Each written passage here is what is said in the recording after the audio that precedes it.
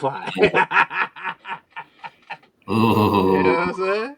That's gonna ruffle a lot of feathers because I remember when DiBiase started that conversation on Twitter. Woo! They was coming for him, Really? but they can't really say nothing because he's the reason why half these kids got an SP303 anyway. Him Right. and Ross G, rest in peace. You know what I'm saying? So All right. How come I can't see my video? Oh, there we go. Live yeah, now. okay.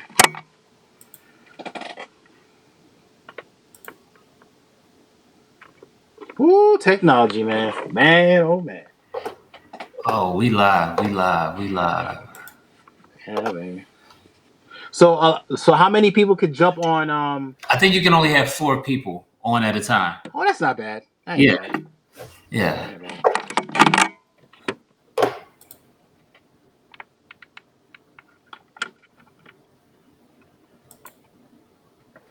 Hold on. I'm gonna send. See, you're more at an advantage than I am because I'm on the phone, so you can send out invites. I can't. You know what? This is crazy because I can see. I can see the what a final form. I can see the chat in the Believe app from YouTube. I can't see anything. I can see it. Fuck. I can't see none of that. Wait, let me turn the phone. Let me see if I can see if I So turn the you know phone. what? Go to your on your laptop. Go to YouTube, but, Okay. but turn the sound down so you can see the comments. John Smith, right? So go to YouTube. Yeah, go to my YouTube page so you can see the Okay. comments. All right. Cool.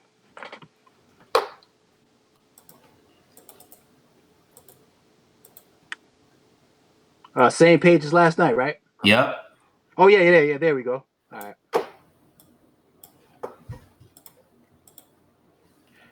Oh yeah. This is a little bit more crispy right here, yo. Like Yeah. yeah.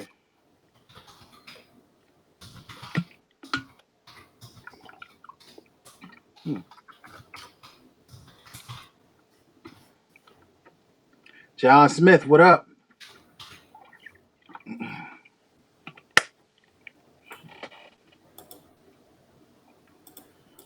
All right. All right. Tulsa, Oklahoma in the building. Jamari Mack, what up? If anybody wants to join the conversation, we got I got 2 open spaces left. So just holler at me in the chat if you want to be added to this to the panel. And we're gonna go ahead and get started. I got my esteemed distinguished guest, DJ Mentplus in the building. Yo, what's the deal? What's the deal? So after our Beats After Dark, you and I had conversation. Yeah. We spoke for like an hour after that, bro. Yeah, yeah, We're supposed to be a 5 minute conversation, turned into an hour. exactly. Yeah, man. Yeah, bro. So we talked about the gentrification of boom bap, Yeah. aka lo-fi music. Right. Exactly. So let's talk about that. Bro, it comes in many shades and forms, bro. But like, uh, if you ask, if you ask anybody in the scene, like what's going on, like they know what's going on. Like, ain't nobody stupid. Like, uh, DiBiase got yo. Shouts to DiBiase. He got a funny name for it. It's called Bro-fi. You know what I mean? Yeah, Bro-fi, bro. Yo, man, I wish I could add him to the chat so he know, like, cause yo, he's more, cause he's more versed in the fuckery because Right. somebody of his status right now, yo, they be trying to comfort him like either direct or indirect, either through his DMs or show shade every time he tweets something, or they get openly mad when he gets endorsements and stuff. Like right now, he's getting endorsed by Roland. Like, congrats to him because As well if he it should. yeah, because if it wasn't for him, Roland wouldn't be selling all these SPs. You feel Right. me? Like, Exactly. so You just turned your mic off.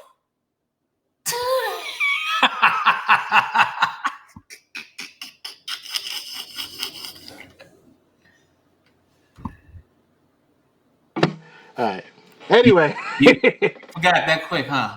yeah, it's crazy. It's crazy. Because I got the laptop in front of me, so I think I'm comfortable and shit. Anyway, Okay. um, but yeah, it's like yo, they showed mad shade. Like he got a lot of things going on. Like and it's not only him. It's other people in the B scene right now that's doing their thing, and other people show shade and get mad. But when good stuff happens to them, everybody's supposed to be quiet and congratulate them. If Right. you're of the a different type of persuasion, if you know what I mean. You know what I mean? Like Yeah. it's crazy how that's going on right now, but it's happening. As far as being booked for shows and crazy shit like that, or getting placements on different compilations and stuff like that. It's real out here. You know what I'm saying? Like it's Right. crazy.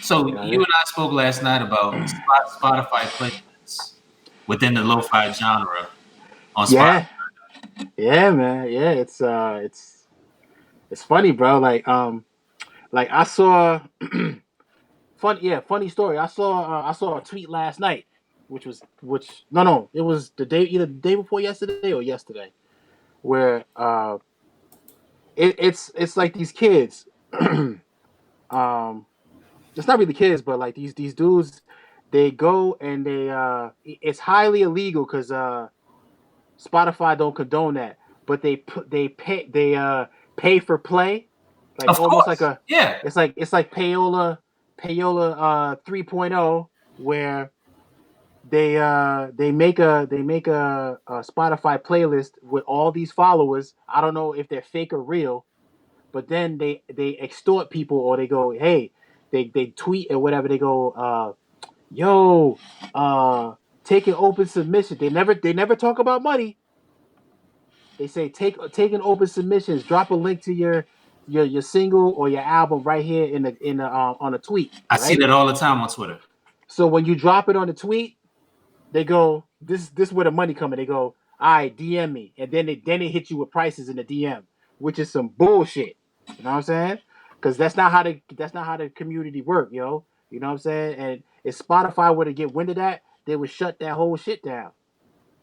You know what I mean? Because how it's supposed to be done is you come out with your song and then whatever, and then you come out with your song so it gets advertised in a certain time period, so legitimate playlists can pick it up, and then each song on your album or single can get placed in each genre wherever it's supposed to fit. You know what I'm saying? That's how you're supposed to do it. Right. But these kids is they're trying to rape the algorithm. They're trying to shimmy on in there or whatever. And let me tell you, it's not just the white kids doing it. It's some brothers doing it too. Like it's just this fuck shit going on a digital stream. Pardon me, hold on. Okay.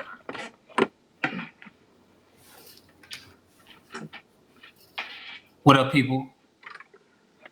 I hope everybody's listening to that State of PA versus Hayes album that came out today. While we talking about All right, had to plug in the phone to charge it, but yeah, man. So that's on a digital side of things. That's what's going on. Like, um, and there's a lot of celebration of. I hate to say this because everybody deserves to be a musician, and everybody deserves to be a musician and get a chance or whatever. But there's a huge celebration of mediocrity that's going on too. uh Bruh, it's trophy. crazy. They're giving out what do you call it? Participation trophies. Yo, it's crazy. It's crazy. Crazy. Like you see some of the things that I might say, a lot of people feel, but they scared to say it because they don't want to get canceled or whatever. Know what I No. mean? First of all, we living in a pandemic.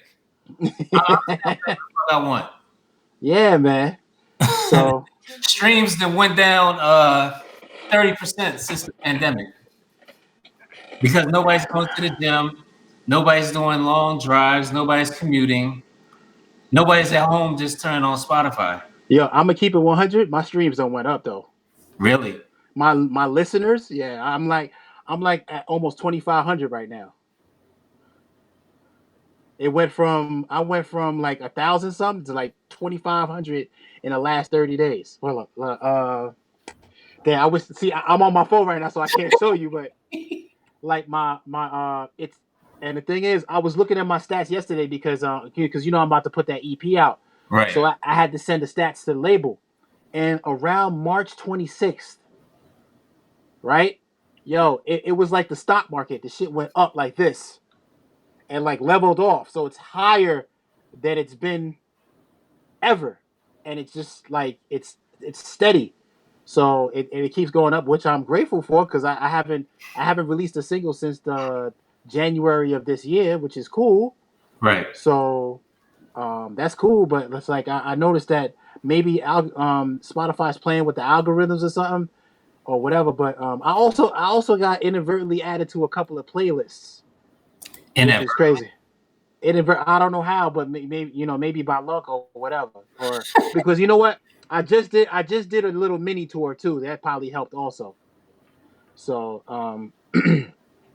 so it's people out here actually doing work besides myself, trying to do their thing and not getting extorted by certain people on on the internet. But yeah, but that fuckery I told you about earlier, that people they post like, yeah, I'm such and such and I just made a playlist and yeah, put your put your your links to your songs in the DM and in a tweet, in a thread, and then when they read all the threads, they go through them and then they use it as a form of raising money and shit, which is not the move. It's not the wave, yo. Know what I mean? Because when dude hit me in the DM, he was like, "Yeah, I usually charge well, he's like either $30 a day or $30 a month for the playlist." I looking at him like I didn't even answer the DM, bro. I just erased it. Like, dude, you know what I'm saying? Like, no, I'm not erasing the DM in case he come back again with some fuckery. oh yeah, yeah, I yeah, yeah, remember who the fuck you are. yeah, yeah. It's true, true. Like that happened to me a couple times but there's other what lo-fi labels or what have you, or indie labels, small little labels that actually do stuff on the up and up, and they have playlists that's official, and they do ask people to submit their music in the DMs, and then, well, not the DMs but in the thread. Right. They listen and then they put it on a playlist, and that's how you discover new artists on Spotify. That's how it's supposed to be. How it's supposed to be done. Who who's good uh Inner Ocean Records. Mm-hmm. That's a good one because they added some of my music or whatever, and they really they really fucking with the wave, well, my wave anyway. But as far as the going back to the celebration of mediocrity, it's at an all time high because When I like there's a 24-hour like lo-fi channel on YouTube. I think it's called yeah, Chill House or something like that. yeah, study and chill or something like that. Yeah. Little girl, yeah, yeah. It just got recently shut down and they put it back. The music is really not that good. It's not that Nah, good. nah. It's all atmospheric shit over breakbeats. Yeah, yeah. Like nigga, a Swiss Beats could do that. Like a child could really do that if you get a drum break and put some atmospheric shit that you download Yeah, off fucking yeah, internet. yeah. Because a lot of the not taking away this, because I know a lot of not a lot of young producers now that will straight annihilate some of these mediocre cats. Yeah, Like I do. I know at least 5 producers for Brooklyn that would annihilate, like some from Philly too, that will annihilate some of these mediocre cats. You know what I'm saying? And that use the SP, but Yo, put these suburban white kids in a beat battle and see what happens. Or that's like have them make a beat from scratch. well, that's something else that you gotta understand. A lot of them they don't even know what that is because that's a different era for us. Because what these kids do now is all they do is showcase. They don't beat battle. They just come, which is not there's nothing wrong with it. Like if you're fully established, you come, you showcase, you play your joints. But like I'm from an era where I had to battle like 350 people. Right. Like it was real. Like the last battle I had was let me see, what was the last battle I had? Last I think it was last year.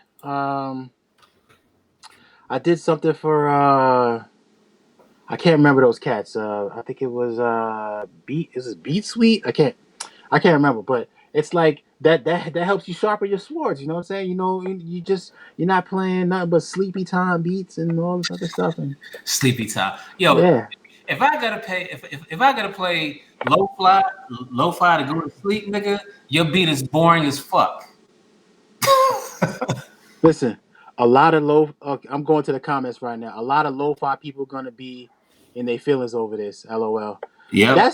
That's true. But those who know the real know what I'm talking about because I've had this conversation with DiBiase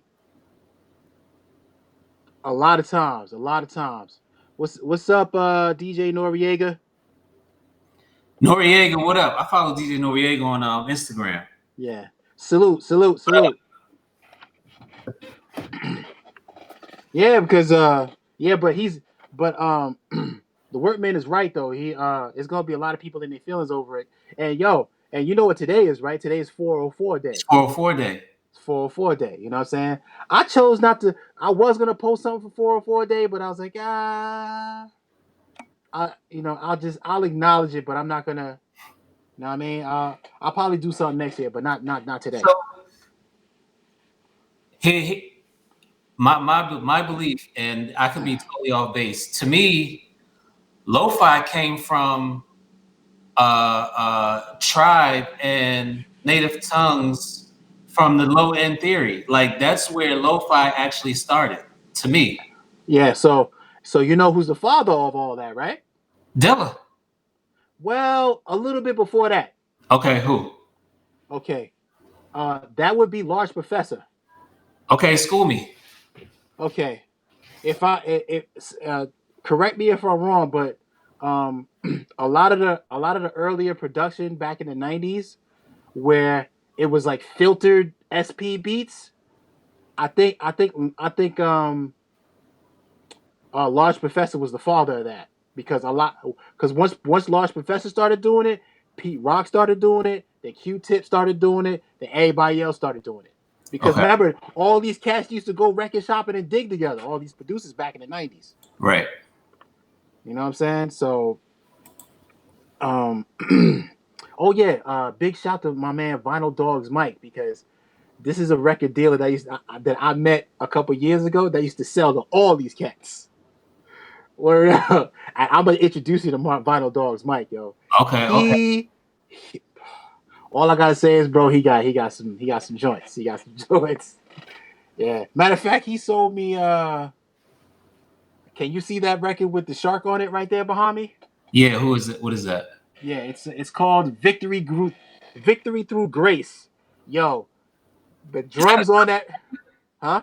is that a gospel record? With a Nice. shark on it? Oh, okay. Nah, it's a dude. It's a dude with a dead shark on the cover. Like Okay. it's some wild shit. But yo, it's a The wild drum. ass record.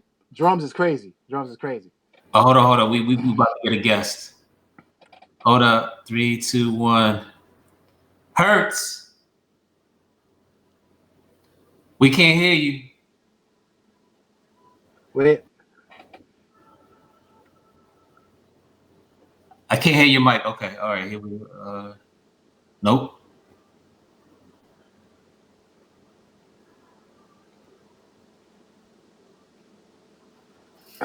Nope. So yeah, let's while he works technical yeah, difficulties. okay. As Lord, as he should because Oh wait, he just popped up on YouTube. Okay, so it's getting together. It's getting together. All right, go ahead. uh, I never thought about it like that. It's As far Coach Kai. Can you hear me?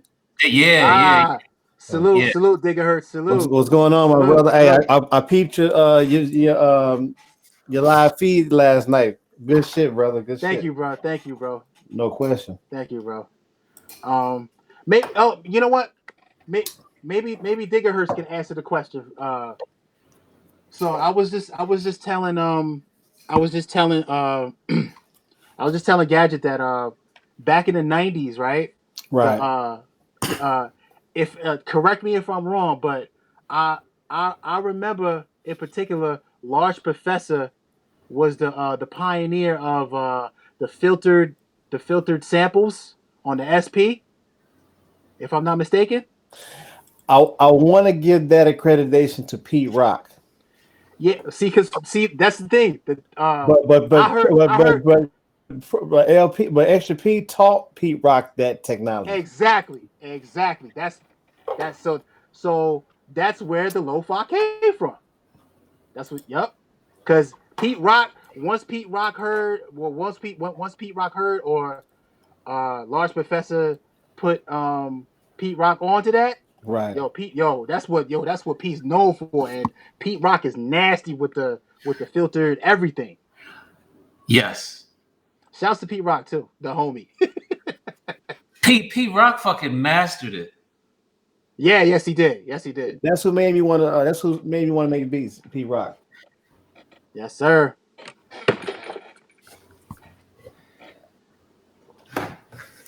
Oh my Um, goodness. so from Large Professor to Pete Rock to Yep. Dilla and Yep. Q-Tip. Q-Tip, then Dilla. Yeah, Q. Right. Yeah, Right. Q-Tip Dandela. Yes, yes. Q-Tip Dandela. Yep. Um, what I was gonna say. As far as far as Pete Rock is somebody that Q-Tip and Dilla looked up to, because as you guys know I'm sure you guys know the story about the who you remember that Tribe Called Quest song, who got the jazz. Yeah. Mm-hmm. Y'all know the story, right? No, I don't. Okay, okay. Um, no, no disrespect to Q-Tip, but that's fucked up what he did to Pete Rock. Um, Oh, I got a story. Anytime somebody prefaces a whole story by saying that, you know it's got to be some funny shit. Gotta be. yeah, listen, man. Big shouts to Grit and Dope Snare.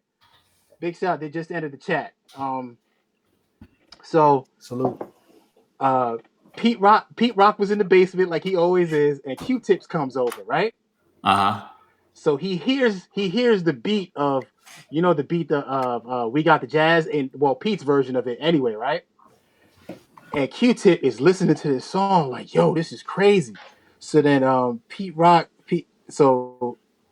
Q-Tip asks Pete Rock, yo, what sample is that? And then he points to a record that's on a pile next to him, and then he goes back to finishing the beat.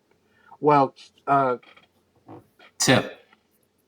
Tip takes the record and bounces, and Pete Rock turns around, the record's gone, and next thing you know, we have You Got the Jazz. We got the jazz. How are So, they how are they still friends after that?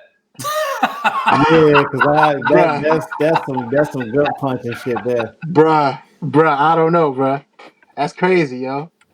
Yeah, Yo. Yeah, that's a flat out fight right there. yeah. He took the record from Pete Rock's crib, yo. You know what I'm saying? Wow. Yeah, bro. Yeah, that's crazy because that's crazy. So Only in New York. yeah, yeah, everywhere now. yeah. Oh yeah, it's rampant. Yeah, Yeah, that's true, man. rampant now. Yeah, Like you was telling me, like it's people studying your beat videos, studying your chops, and then making the same song. Like yeah, Yeah, oh yeah. you can't even do beat videos no more. You just gotta play your shit now. yeah, You, yeah, you can't only not only can you not, what I'm saying, show your process, show your work, you also almost damn near can't sample, because you got people that they want to show uh they want to show their knowledge, so to speak, of what you're doing or what you're using, this, that, or the third. And it just takes all. It sometimes takes all the fun out of the situation. Hey, Because, Diggahertz, check it out. So you know what my remedy to that is? please share. Okay, check it out. Because a lot of these, well, I call them lurkers, but Right. a lot of them, because well, uh, I was speaking to Gadget about it last night, like how you'll post a beat video and you'll get like I'll take a perfect example of a video that I did a couple days ago. I posted the video on my Instagram, right? The shit got 1,600 views, right? But then Okay. when I go to the analytics, 200 likes. So Hmm. that means lurking is at an all time high. Oh So yeah. People are watching. This is the crazy part about it. People will watch your videos, but they won't give it a thumbs up. And yeah, also, people will watch your videos, like your video, not like as a thumbs up. They'll like what they see, or they admire what you're doing, and they'll give it a thumbs down. And I mean, it could be nothing wrong with the beat. It could be yeah. perfect, but people will, inadvertently, and just they'll sabotage your whole shit. I call that forces of hate. Forces of hate. Yeah. Blocker. You gotta, Right. you know what I'm saying? But but my remedy to that though is who I forgot who coined the term, but you gotta finesse some of the people, and you kind of dig deep. You gotta go to a point where it's unshazammable, unYouTubeable. Yeah, The yeah, shit that you chop up. yeah, And the thing is, my last video, the reason why it got so many views is because they were trying to figure out how exactly I chop this. Mm-hmm. And the thing is, some of these people that watch these videos want to, just make a quick beat off of somebody else's talent. So you also gotta like troll and turn up and reveal your Jedi mind trick and make them watch, but they'll never get it because they're not willing to put the work in. They just want that quick lesson so they could like make a buck off of your talent, which is crazy. Now I've had some videos on YouTube, and I was just sharing this the other day. Quite recently, someone did the due diligence of calling out a sample that I use, but Oh, asked me, I hate when people do that, bro. Oh my but god. asked me why. There was two instances. One, the person who figured out what I used told me what I used, and asked why I didn't post that within the framework of the video. Now, and the second person was like, "Yo, I want to know what you chopped up, so I can see how you maneuvered around this, that, and the third." And I can't even front, man. That shit had me in my feelings yesterday. Tough. I was like, all out of all the hard work that I go through to do what we do. hmm You're always gonna have people that's gonna not appreciate what you do in terms of how you go about your business or whatever. And Okay. and um, it's not even paying. It's not even homage. It's just let me see what this nigga used so I can use the same thing. But see, that's the problem though. Nobody like, and I hate I don't want to make this against old versus young, because like some cats around our age group does do the same thing where they same just shit. refuse to put the work in and refuse to pay homage and refuse to go digging. Like, come on, bruh, really? Hey, and you know what? Now I realize Oh, why. shouts to DJ Rage. DJ Rage is in the chat. What up? Oh, fucking Tim White. Hey, it's only until recently now I understand why Bink is on Just Blaze's ass, because it is the Ah, exact same thing.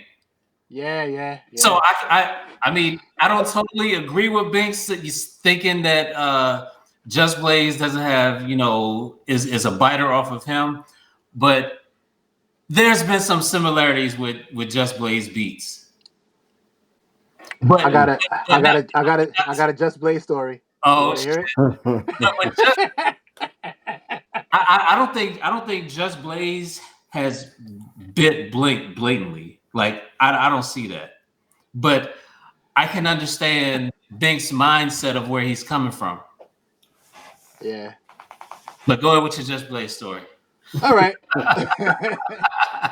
Okay.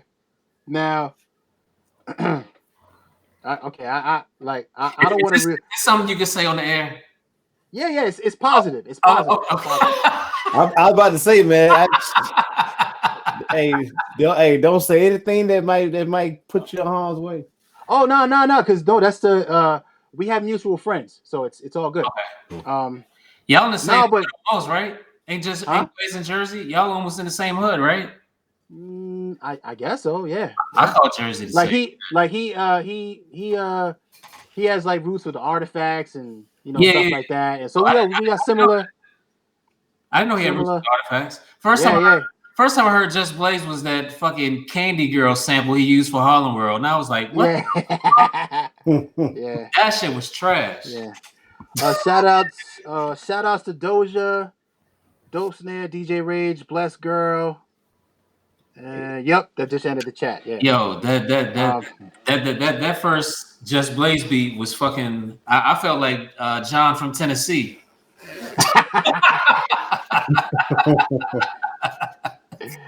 Why do I know that joke? I just don't know that joke.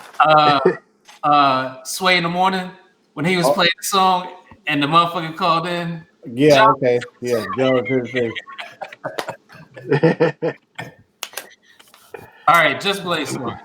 Okay, so this was he. Well, you.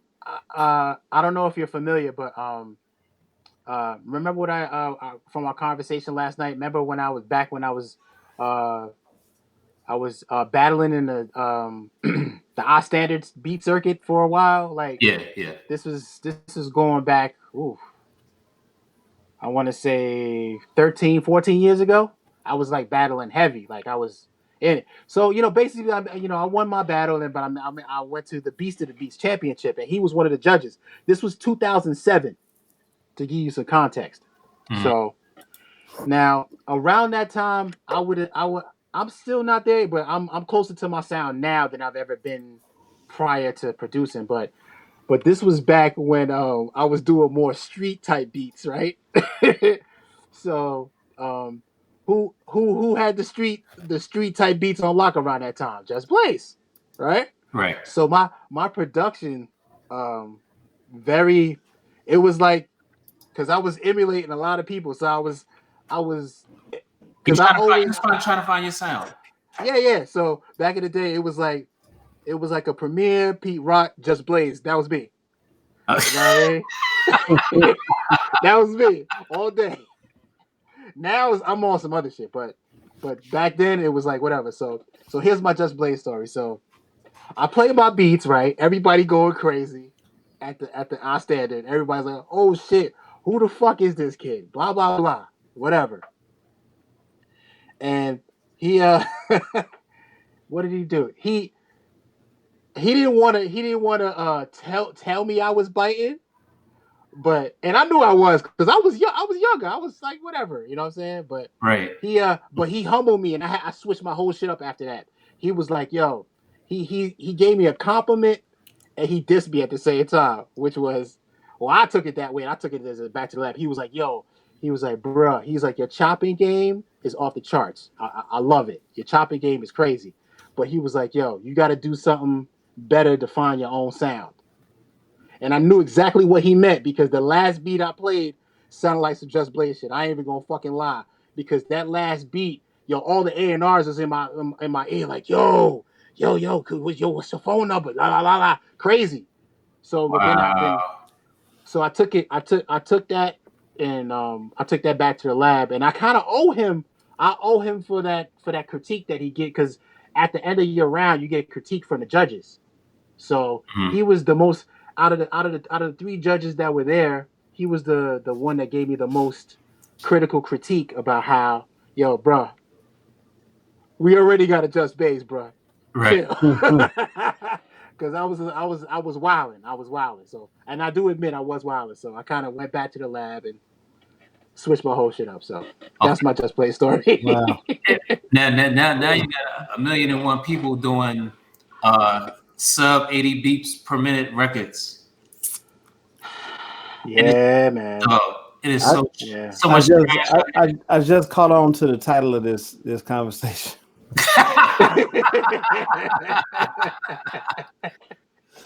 I'm so late, but I just saw that. Wow. Yeah. All good, brother. Yeah, man. Yeah, so you're gonna have 1,000,000 Derringers out there. You probably already do. Oh, you absolutely. I know of at least 30. Damn. That was probably doing different 30. shit 3 years ago. Absolutely. Yeah. But you know why? Because it's easy. It's easy to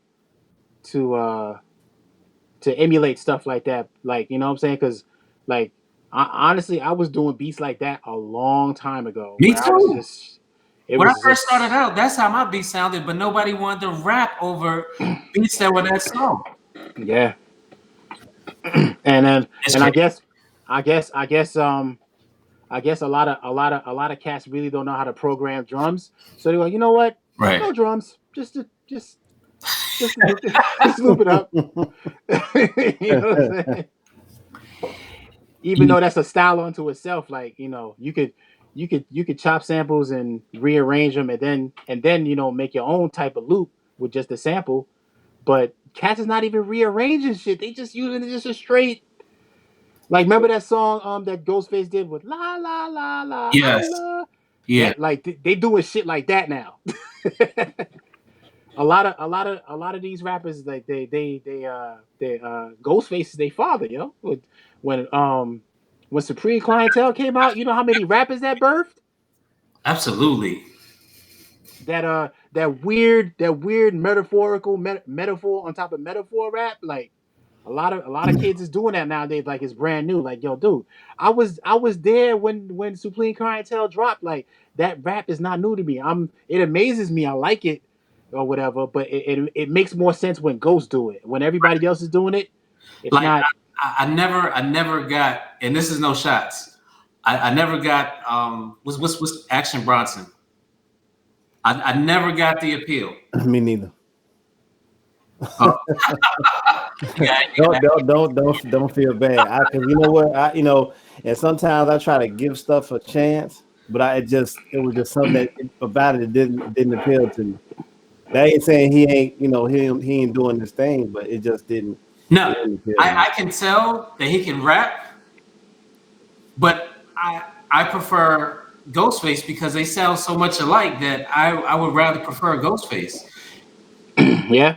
If I had heard Action Bronson spitting Nutmeg, I probably would have liked it.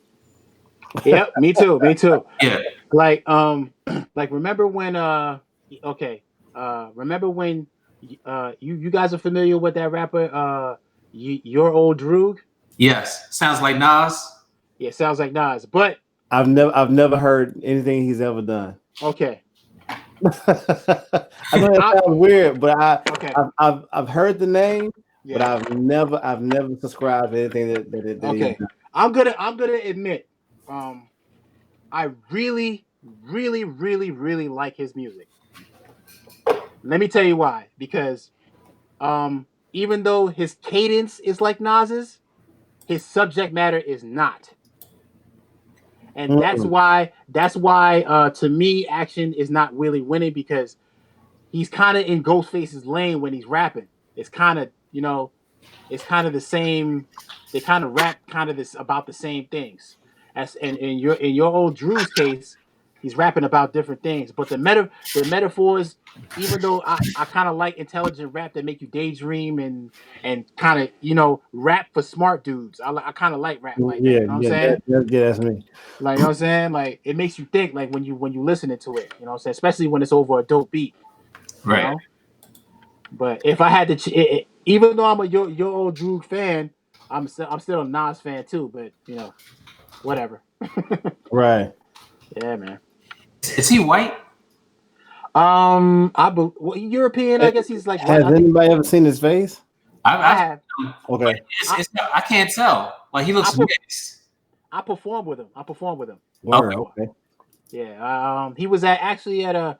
I had a release at my first album release. Mhm. He was one of the acts at my first my album release. Cool dude, very approachable, very talented. He has a very talented producer that I can't remember his producer's name right now, but they got a good thing going, man, for real. I've listened to different songs, but I've never listened to an entire project from Drew. Mm. Okay. I don't even know how many albums he has. I know of maybe one or two, but because I'm in that DJ record pool, that the Beat Junkies record pool, and Right. I get his records all the time, and that rap that we were speaking about earlier with the loops and the whatevers, he has a particular type of flow over those records, which are, I believe, anywhere between 83 to 85 beats per minute, where they just spitting, but they spitting some dope shit. But the beat quality is like, all right, you know, And you know what's crazy? Back in the 90s, I wanted to be an R&B producer because that's where the money was at. Like yeah. these cats, they want to slow it the fuck down. Like they would like Gaz, you was trying to produce for Jeff Red, man. I was. Oh man. Hey, I ain't gonna lie. I wanted to work with Sunshine Anderson. I wanted to work with Carl Thomas. Like anybody who had like a hip hop sounding like R&B style, I wanted to work with them. But you know what? But And A. Marie. the thing is, I don't know if you guys. Well, I'm pretty sure you guys noticed that, like, in the last decade, all that shit switched. They took the hip hop out and they put that trap and that dreamy drug induced R&B now. Now it's drug induced R&B. And it's like they're singing in triples. I went to the store with the Yeah. Like I call that the African flow. The Wow. yeah, the Migos flow. Yeah, they I hate that. yeah. It's getting so bad that they have that in country music now. Now the country music people are doing it now. Are you serious? Facts. Facts. You know these are the last days. Shit. Yeah. When the country starts to follow everybody else's example and everybody else's lead, you know shit. Bro, I had a checkup for my because I have a yearly checkup for my day job, right? So I'm in the doctor's office and I'm listening to this country song. I'm like, yo, that's a hip hop breakbeat. And then I hear the dude like, I'm like, wow, bro. Must be a young cat. Yeah, young cat. Yep. Okay. Crazy. I can't tell this, but like the cadence and everything, same thing like the Migos, but on country music. Yeah, man. Yeah. Tap So, singing like they have speech impediments. But so it ain't just lo-fi that's getting gentrified. Trap is also. Yo, something happened to your sound, bro. Oh, mine? Yeah. There you How go. about now? Yeah. Man, stop hitting that button on the SP, man. Oh man. Let me see. Dope Snares, they've been using hip hop drum. Oh yeah. Just like I said, yep. Dope Snares said that they've been using hip hop drums too, which is crazy because I'm telling you, when I was at the doctor's office, I heard a drum break, but of course, they switched it up to make it sound more country. But the programming, straight up drum break, bro. Word up. Damn shame. Tap Record said singing like they have a speech impediment. Yeah. Word up. That country music is nowadays is different. It's like I thought back in the days when I heard I heard Brian McKnight's Back at One as a country song. I was like, damn, that's kind of crazy. But now you saying that the country artists are rapping and trapping. Yeah. All right. You know what's crazy to me? It's okay. Like, all right. It's okay it's okay for these cats to borrow from, you know what I'm saying, Our culture. ethnic, from our culture, right? But as soon as somebody like what's Nas that X. kid's name? Little Nas X makes they refuse to acknowledge that it's a country record, which is really fucked up, yo. Know what I mean? They could borrow, they could do all that stuff, but they can't, you know what I mean? Crazy. Oh, Yeah. they call okay, Doja says it's the Lord Infamous flow. Yeah. Shout out to That's Memphis. yeah, that's the is that what I was talking about with the yeah, that shit? Yeah, because when you listen to the flow that the Migos use, Yeah. that flow originated here in Memphis. Ah, So okay. when you see Lord Infamous, that he was a part of 3 6 Mafia. Ah. Oh, So by the way, that's my guilty pleasure. That's me and my wife's favorite fucking group from down south. 3 6 fucking Mafia. And my favorite member of 3 6 Mafia, Crunchy Black. fucking Project Pat. Project fucking Pat. Everybody loves Project Pat. Yo, Yo. why is he still torn off a chicken head? Because everybody, Yo. straight up, I'm telling you something. Hold on, wow. One of, We can't hear you. Hey, what up? What up? Can y'all hear me? All right, there we go. What up? I sound cool. Yeah, you Can good. y'all hear that too? Yeah. Yep. Okay. One of my Okay. All right, I'm good. We lost visual. We lost Diggahertz visual though. We did? Yeah, we No, lost. I'm looking at it right here. Okay, we good? Nah, Okay. you good.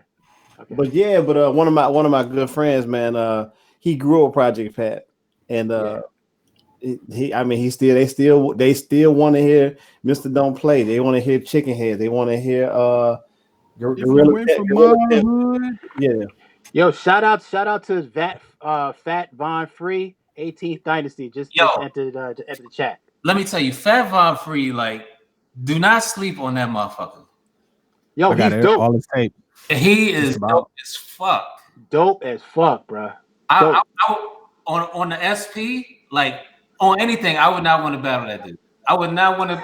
And when I see him, I'm gonna punch him in the stomach. He know why. What up, Fat Von? Yeah, niggas don't want to see Fat Von on it. Like, nah, that nigga there, man. If the white kids ever saw his method with the bass, they fucking put that shit down. Yeah, bro. Oh, they wouldn't put it down. They'll just do more studying of what he's doing, and then they'll adapt. They're not gonna pick up his guitar though. You see that? You see that? What he just said? That's what we've been saying. All they do is go like this. They'll lurk in the background and just watch the video a billion fucking times until they pick it up. You know what I mean? Yeah, but nobody's watching your video to see your bass drums. Nah. Like like he's different because he's including live instrumentation into his recording in the SP. Yeah. And Push and the 4000. Yeah. And all that shit too. You got. Right. So you never really know with Von. He's so talented that it doesn't matter what he chooses to pick up. You're gonna get the same end result every time. Right. Now the thing is, I can't throw all the kids under the bus because like I met quite a few. I met quite a few of them that was really talented, right? But it's a majority that's ruining it for the rest of them. That when it comes to that gentrification, it's a majority of them that the lurkers are the ones that's ruining it for everybody else because you can't just step in, copy your OG and then get all these like placements and endorsements and stuff saying like, yeah, I originated this, I did this. I mean, but it's happening every day. Even with I'm not gonna say even with, but you see that all the time now. It's like people will say, well, it's like somewhere along the line when people got on or people start to gain traction within their careers musically, they forget where they learned certain shit from, and they think that what they're doing it just began when they started to do it, when it actually took place way before them. Yeah, because producers slash artists that are trending right now, like I think boom bap or lo-fi, whatever you want to call it, what have you, it really started about 4 or 5 years ago. According to them, there was no instrumental hip hop before they came along. Like niggas were putting instrumentals on the B sides of their records. Yeah, man.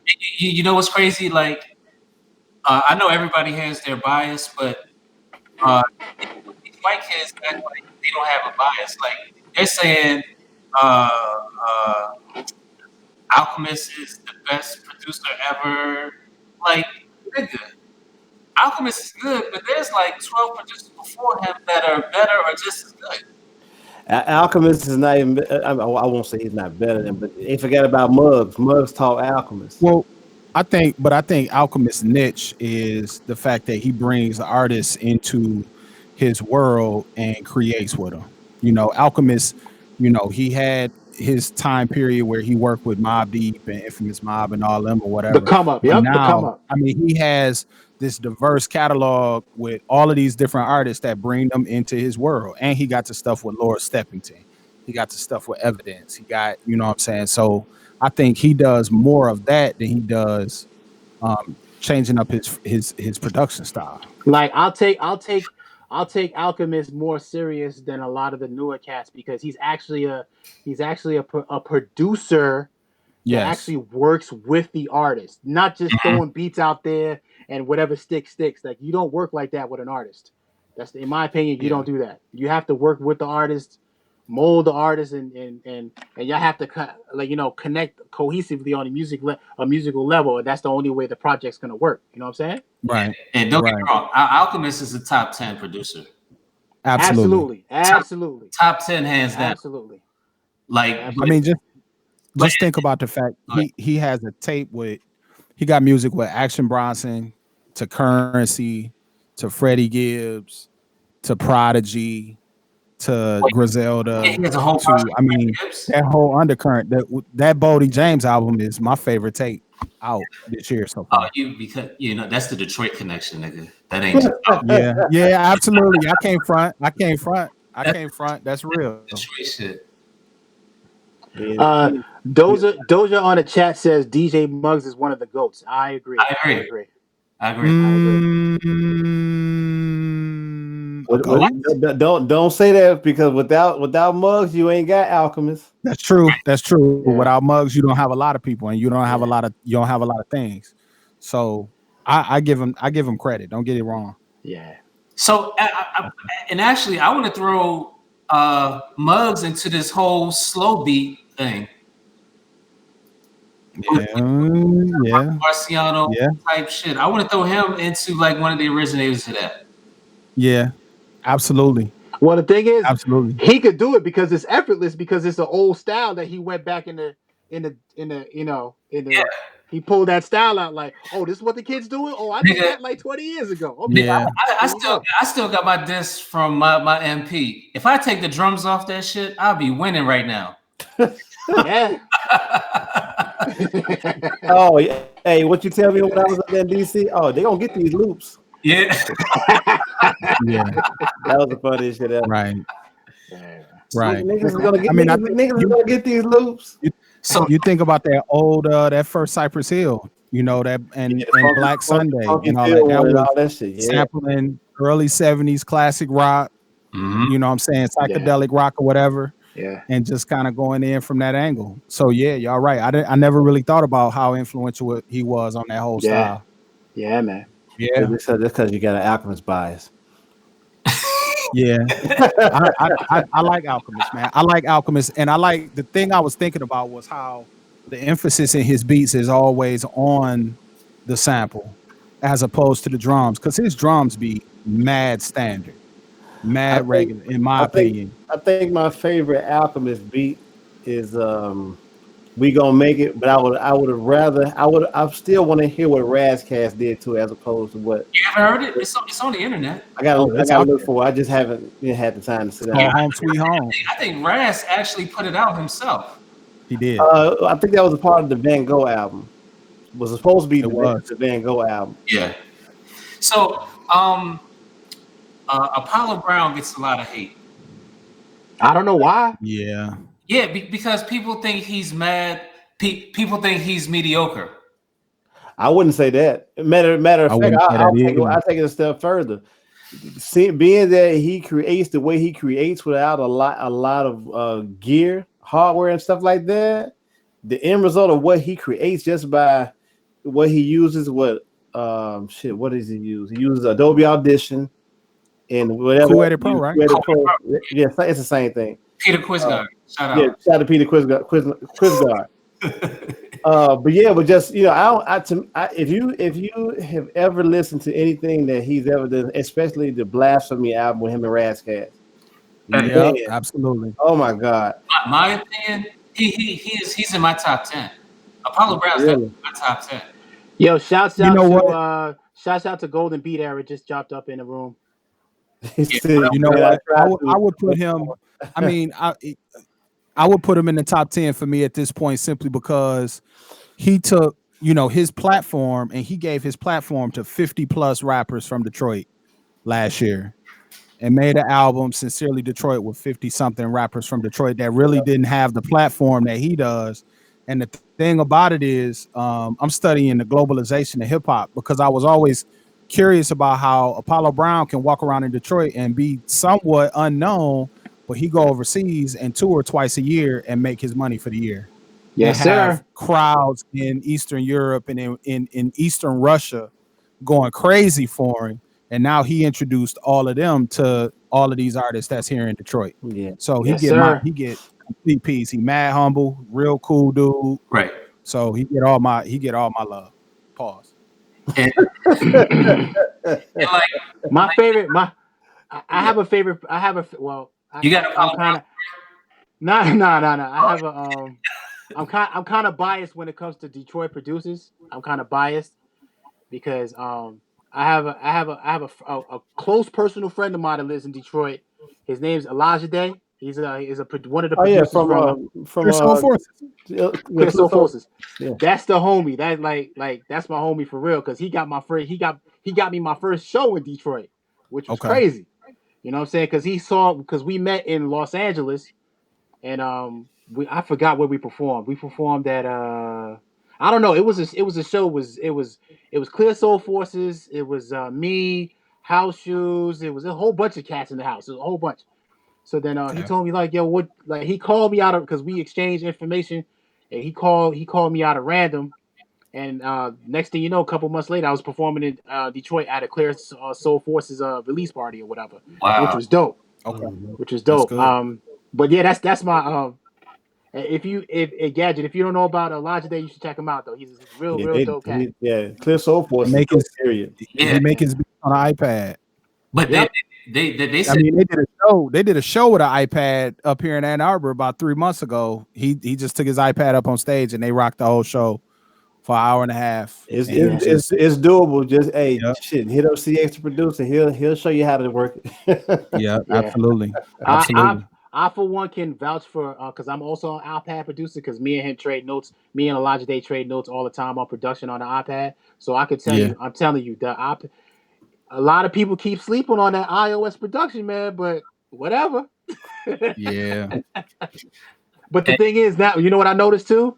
When I post these videos with the iPad, it gets a lot of views, but a lot of people can't like that's one thing that the lo-fi kids can't copy and reproduce because the iPad that I have is it costs a little bread.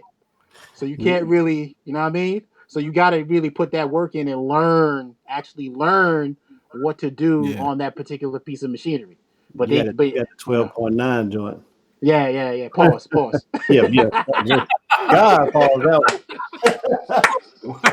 I called that slipping. Those pointed out Madlib's iPad. Yeah, Madlib did. They say he did Bandana on the iPad. You know what? I don't doubt it. Yeah, I don't either. I don't doubt it because that honestly that the most comfortable well actually I use all right well my production process is I use I use GarageBand as my DAW, and when I sequence my drums, and when I chop, I use Beatmaker 3. Mm-hmm. Those are primarily the two apps that I use, and bro, you could do all types of crazy shit with just those two apps alone. I use a plethora, but those two apps alone, ball game. Absolutely. Not only is boom bap has been getting gentrified, but now it's called lo-fi. But No. Remember, because remember, there's also people of color that do lo-fi too. So when we refer to them, we refer to them as bro-fi. Bro-fi. Okay, my Bro-fi. Yo, I didn't come up with that term. DiBiase came up with that term. So shouts to him. Shouts to him. The sample kit game is becoming gentrified. Like this whole shit, dog. Like I told you last night, I only fuck with black-owned sound design companies, MSX. Really, and I bought the DITC drum kit. I bought the Apollo Brown drum kit. Like, no shots at any white producers that have their own drum kits, but I mean, I'm fucking with my guys. True that. That's not racist, is it? If I'm just you just have your own personal. If you ask Laura Ingram, she might say that was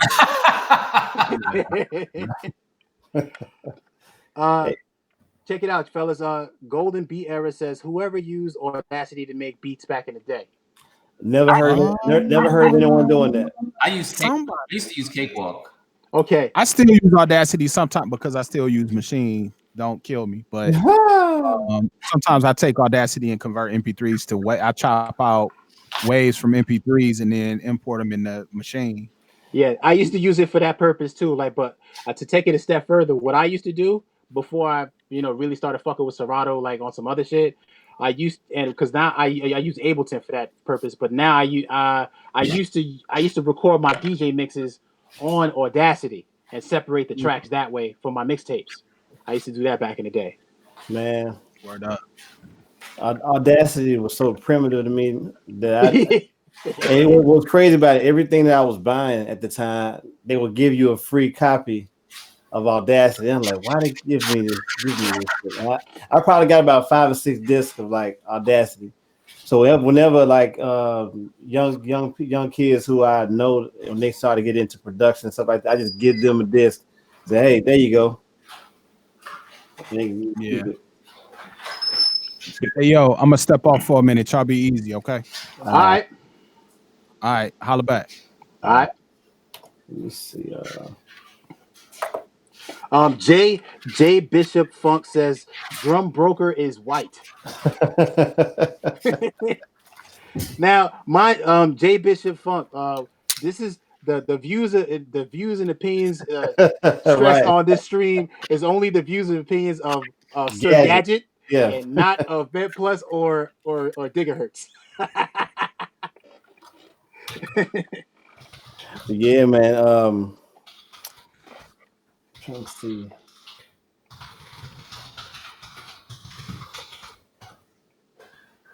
Trying to see Cakewalk. Yeah, shit. I actually started out on Cakewalk. I actually learned Cakewalk first. What happened to Wallace? He said he bouncing out for a minute. Okay. Yeah. But I started using Cakewalk. But I'm gonna tell you what's funny. I was trying to learn Sonar, which was Sonar 8, but I ended up getting my hands on Cool Edit Pro. And it was more intuitive. So when I learned that, I was like, okay, well now I can go back and use Sonar because now I know what I'm doing because Cool Edit was so intuitive. But it was just something about Sonar's layout and and that's back then it's all we used to record on was Sonar. Let me tell you though, you know what I find funny about some of these newer computer programs like Ableton and all the newer Reason programs, Mm-hmm. because I never had I always had a Mac, so I never really is Cool Edit for PC only? No, see, here's the thing. Cool Edit got bought out by Adobe, so now it's Adobe Audition. So Okay. now you could actually, because I have it on my Mac now, Okay. but it's crazy because now everything with Adobe is subscription based. So now they Okay. want you to do it. You can buy it outright, but it's going to cost you so much. But Yeah, you Uh-huh. can, it's yeah, like 50 a month. right. So I ended up getting it. Yeah. But anyhow, you can use Adobe Audition now. I'm still trying to open up my old files from back in the day on this new upgrade of it, and I got to do some moving around parts and all that good stuff. But it'll open them up. But Ableton, no, I'm sorry, you were saying so. I probably interrupted you. Oh no, well, I just noticed that a lot. Because a friend of mine used to use Cool Edit back in the day, and I'm noticing like all these newer companies are just adopting what Cool Edit what I used to see a friend of mine used to do on Cool Edit now, like, and now I'm doing what I saw my friend used to do back in the day on Cool Edit. Like I just do that shit flawlessly on Ableton now, like it ain't nothing. Like a lot of these computer program companies like for music that make music software really borrow off of each other and like I Oh, of guess push course. the push the push the Serato push the beat making culture. Oh, Serato! Oh man, Serato Serato sample. nothing but cool edit with an algorithm. Yeah. I'm telling you, Serato. A Serato lot. sample. I think a lot of these developers, man. I think a lot of them. I mean, they know what's going on out here. They see what's on and popping. Yeah, So a lot of it is them, knowing what they know and looking what's cool. They even looking at other DAWs. They look at, oh, that color scheme is what brings people in. So let's use that same exact color scheme because they got let me see. Is that Ableton? Yeah, Ableton has like so many different color templates that you can choose from. That's the same with Cool Edit. Cool Edit used to do that way back in the days. yeah, You go from the jet black screen to a minty green screen or yeah, what have you. yeah, Even but I will say that I remember when Ableton again Ableton it would give Ableton away and I never would use it because it looked so generic. Not knowing that later on, seeing Jazzy Jeff on YouTube using them, like, wait a minute, I've had that program for like 4 years and I never used yeah. it. So had to go back and find my little light version and Mm-hmm. see what was cracking with it. But like you said, though, man, I think a lot of software development companies they're following other leads to kind of stay within the theme of competition or whatever. So last night, during our conversation, when we were talking about lo-fi, you mentioned that you never wanted to show your face on your covers. Nah, Ex- never. Now, explain that. Explain why you do that. Okay, okay. If any if anybody were to go to my Spotify and they'll see my artist profile, like I don't show my face because you know in the long run that really shouldn't matter. But I think a lot of the lo-fi consumers they they check out the production and I think the first thing they especially the bro clan as I call them or whatever they look to see they actually to see like what kind of dude is making these beats or whatever, which is crazy. So I think like as almost like trolling because I had my wife take the picture or whatever. I actually took it behind in front of this record shelf right here, and it's me. Can you see? Wait, yeah, it's over there. You can't see it, but I put a drum machine where my face is, so you really can't see my face. So at the end of the day, I it saw just that picture. I think Gadget posted it with the yeah. Yeah. That's my Spotify program. That's my profile pic. Spotify. Yeah. So pretty much it's just a pretty much a statement saying like, yo, it ain't who. Well, actually, it ain't really. It's not necessarily who's making the music, but the quality and the overall is the music good or not, and that's all you should be paying attention to, not who's making the music. You know what I'm saying? So that was my whole thing behind that. But yeah, it's a problem though. Like it's this bro shit's kind of whack, bro. Like they could they gotta chill with that, man. Like yo, it's room for everybody, yo. You know what I'm saying? Jay Bishop Funk says Serato sample is the truth. That's It is. facts. Like, hey, nobody's Facts. talking it. I'm just saying it's cool at a Facts. pro with analytics. Yeah, man. And you got a Serato sponsorship. Yes, I do. Yes, I do. Yeah. Congratulations on that. Shouts to the homie OP. Shouts to the homie OP. There is a lo-fi dude named Brock Barrington who wears a chicken mask. Yeah, some of those dudes are kind of weird. Some of those dudes are kind of weird. You would know that. Yeah, some of those dudes are kind of weird. Yes, they are. Like I've done a plethora of show like lo-fi shows or whatever because I guess I consider the lo-fi artist because I'm kind of in the scene too because I perform here and there whatever on the East Coast and the West Coast or whatever and I really haven't seen the fuckery at shows per se, but I have seen it online and it's bad. It's really fucking bad. Like some of these dudes are so out of pocket. Like if they would have did this shit in the 90s, they would have got their ass whooped. Like it's crazy. Like some of the shit that they do, it's crazy. Like crazy. Now let me damn, I just lost my track of thought. Fuck. It was something Jay Bishop. Hold on, let me go back to Jay Bishop. Serato sample? No. Fuck. Go ahead. When it comes back to me, I'll bring it up. Okay. I'll bring it up. I'm still bugging about the chicken. I'm about to look him up. Look him up on Twitter. Yeah, Brock Brockington.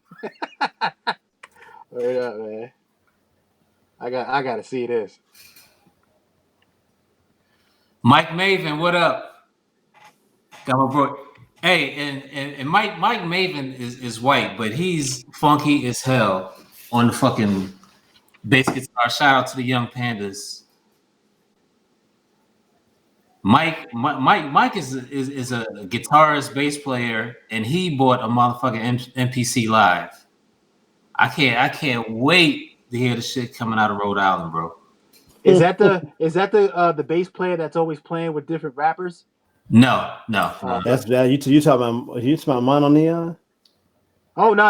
It's this white dude that's like he's always playing. Shouts to Mono Neon, he's dope. But it's this other bass player. He like the first time I saw him, he was playing like Gangstar bass lines, and then he started. The last one I saw, he was doing it with some famous rapper. I can't remember, but he's dope too. I thought that's what you guys was talking about. Now, I saw a tweet earlier where a guy said Roland put a commercial on IG with his music in the background. Who? I saw it on DiBiase's Twitter. Okay. Like, are these companies just rolling like that now? Are they just gonna? No. I think Roland endorsed DiBiase. I believe. No, so. but it was somebody. Somebody tweeted DiBiase that not DiBiase's beat, but the guy who tweeted said Roland has something on IG right now with his music behind it that he didn't get permission to. Oh, wow. Wow. Well, that's something from their PR dropped the ball because you got to ask permission before you do that. You know what I mean? Like, you can't be just because the person's using your machine. Okay, contact the artist and then do your due diligence. You know what I'm saying?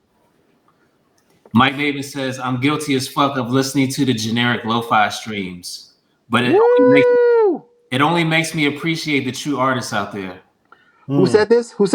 Mike Maven. Let me see. It's my man. He said this on is this going back to what we were saying about the celebration of mediocrity?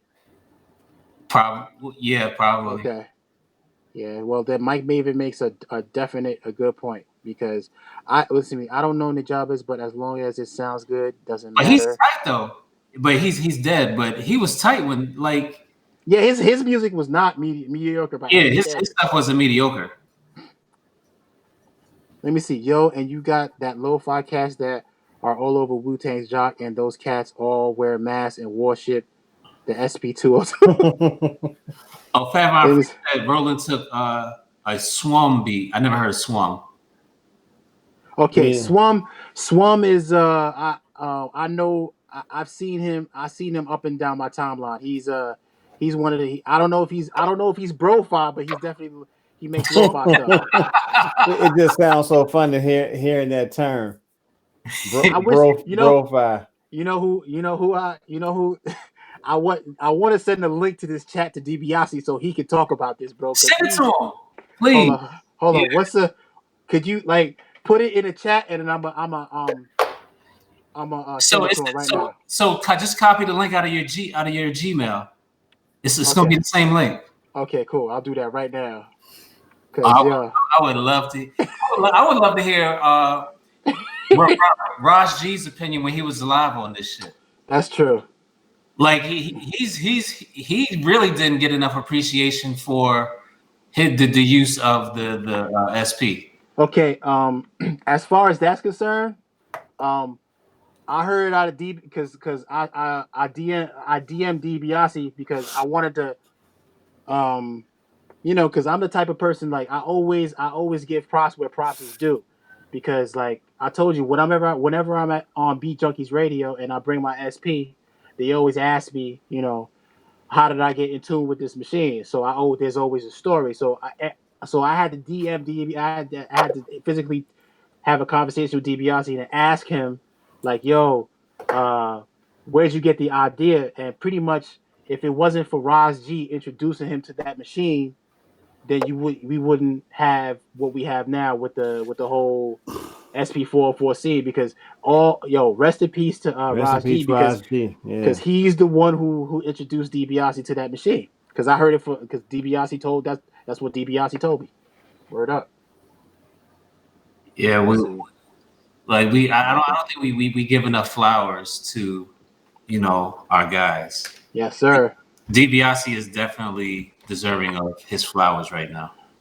Yeah, but see, but the thing is, it's been so many times. Like I've talked on chat with dude, and like, even though he's the like one of the pioneers of the beat scene joint, like, they be showing mad shade because he's not bro-fi, dude. Like, come on, man.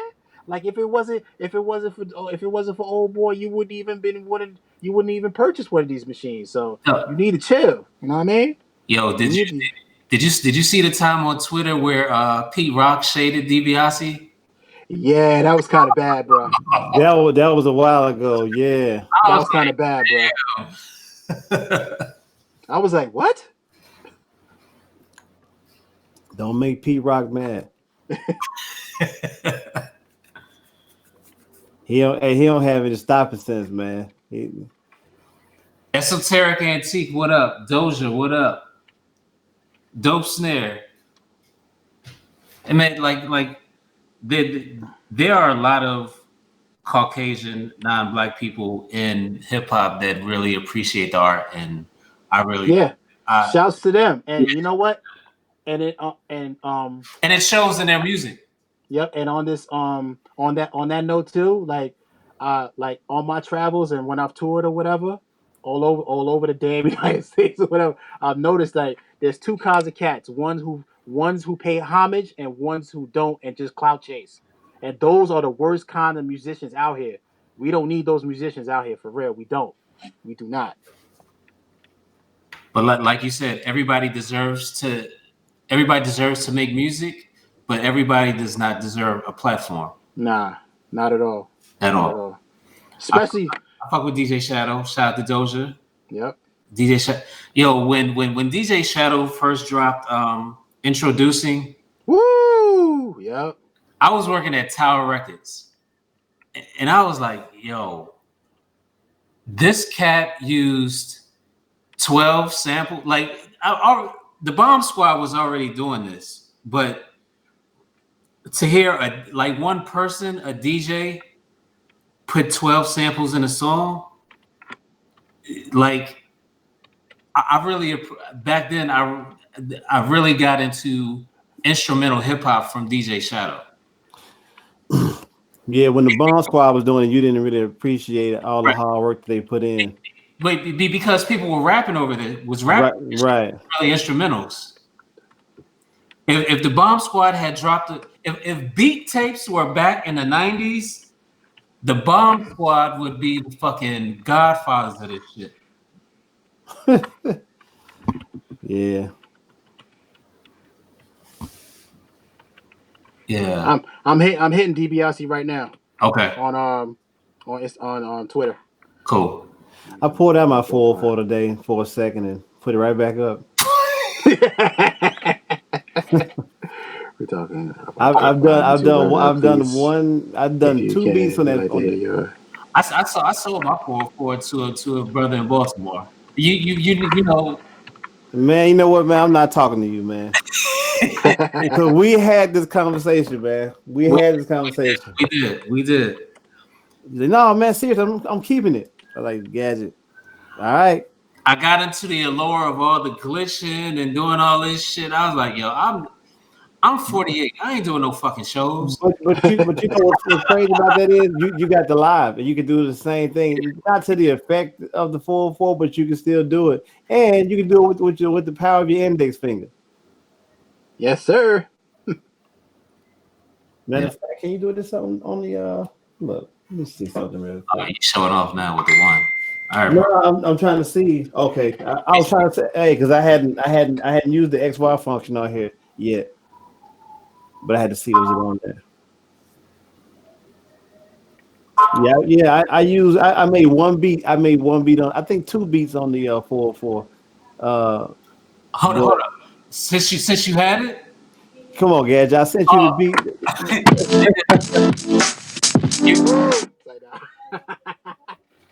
Yeah, I think I did 2 beats. And matter of fact, the second beat, I want to say I erased it, but I might have it somewhere. But that first beat is the one I had posted a while ago. And matter of fact, my intentions were I got some 45 stacked up behind me, sitting on top of the 404. I was gonna mess around with it again and just try to come over something, but I saw some in the 404 beats today. I was like, you know what? Just stay in my lane. I'm put it back up. Hey, what do you think about the people who chase Dilla? Because I think there's some details. What do you mean? Like when you say chase, what do you mean chase? Chasing Dilla's sound. Like I think Dilla has more biters than anybody out there. Absolutely. And I've interviewed some. But you know what? Because I'm gonna tell you, anybody who knows me knows I'm a diehard. I'm probably more of a Pete Rock fan than I'm a Dilla, but I'm a straight up Dilla fan. And a lot, you know what my thing is? There's nothing wrong with having an appreciation for somebody, or even if that's one of your role models, your idols, or whatever. I can understand you taking a piece of what they've done or what they presented and build your own. Yes, exactly.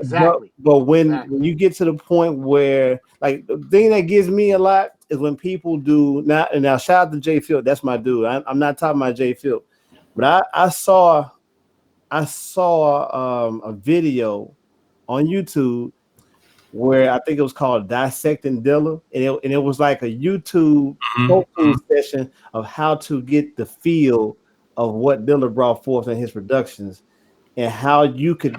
And I was like, wow. And even to that effect, even with the MPC Live, the MPC X, and the One Touch 2, they have a humanized function in here that kind of mirrors that whole workflow process. So it's crazy. Like, you know, I'm a fan. I'm a real fan. But, you know, when people start getting to the point where they doing that, like they're trying to, oh man, it's kind of like he has a skit on Jay on the Champion Sound where he's you want to get those kicking snares like like Common, the Yeah. 1-800 D's nuts. right.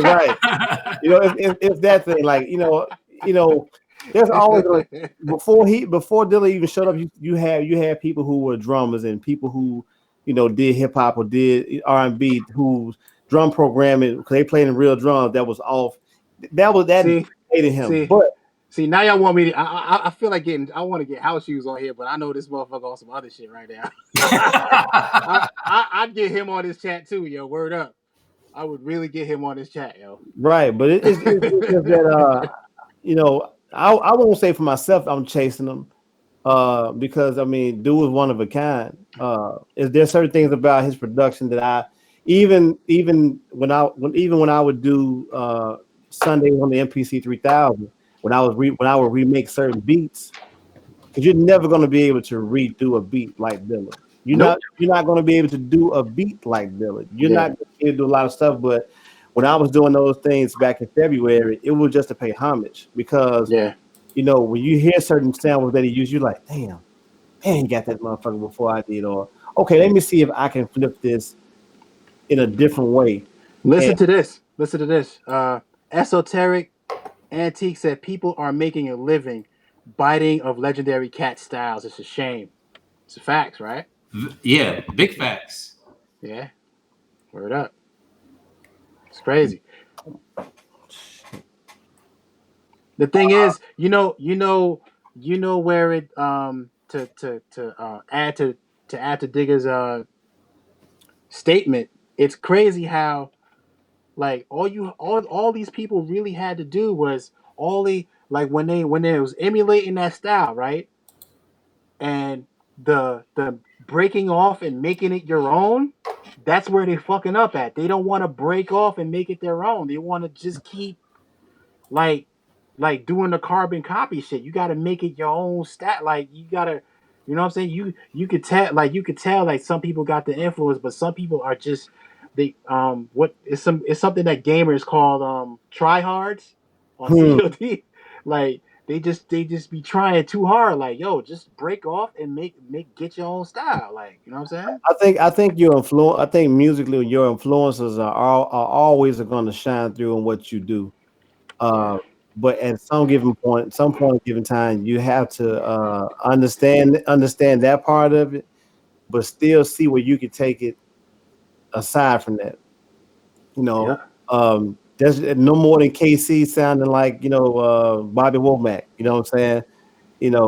Or I mean, you can hear it; it's there. Or Aaron Hall sounding like Charlie Wilson. Mm-hmm. You know what I'm saying? It's always going to be there. Those are their influences. But what are you doing to take it, even if it's a half a step, further? Yeah. In other words, what are you adding to it exactly? What do you? I'm gonna give you a great example. Logic Bomb. No, serious business. My first interview with Logic Bomb, this nigga was a carbon copy of Dilla. Like, if you go watch my first Behind the Beats with Logic Bomb, I was like, yo, why are your drums off? He's like, yo, that's how I program them. I'm like, fam, like in my mind, I'm like, yo, you need to develop your own sound. Now Logic Bomb has his own sound. Logic Bomb is one of the dopest producers out of the DMV. Yeah, Logic is that guy. But he'll tell you when he first started out, this nigga wanted to be Illa J.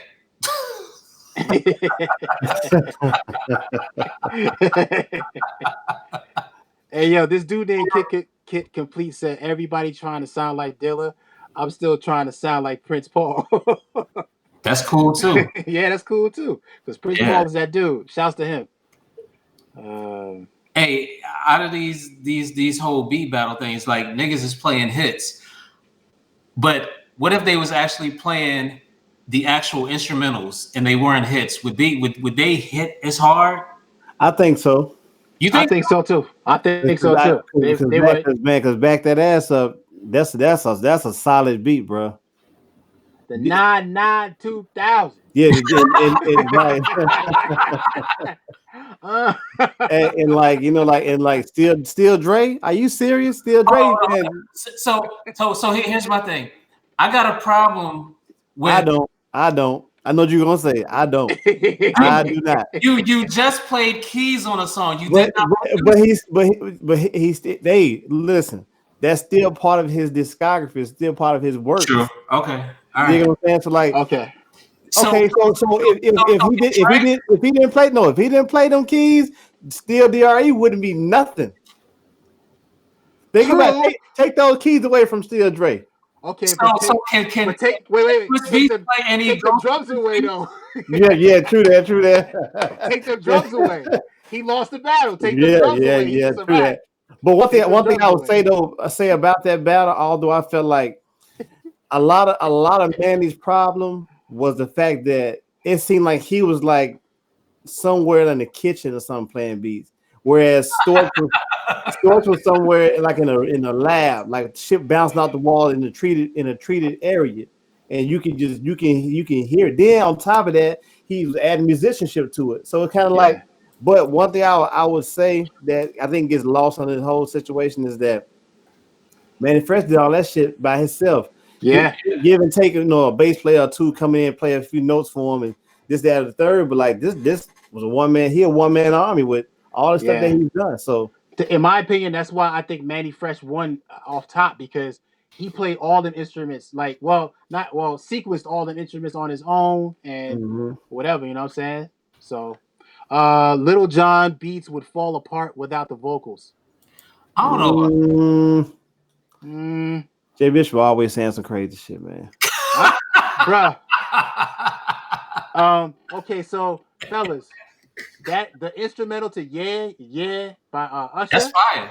That's fire. I played that instrumental by itself and it hit hard.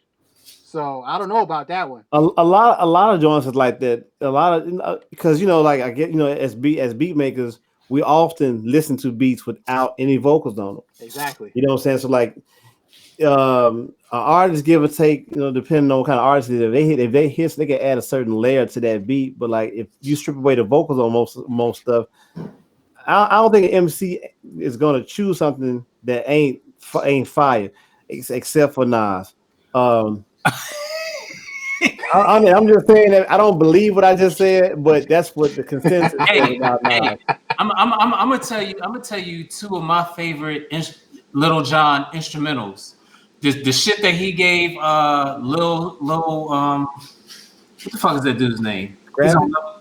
He's on Love and Hip Hop now. Scrappy. Lil Scrappy. Woo! Yeah, yo. That instrumental? That beat is fucking crazy.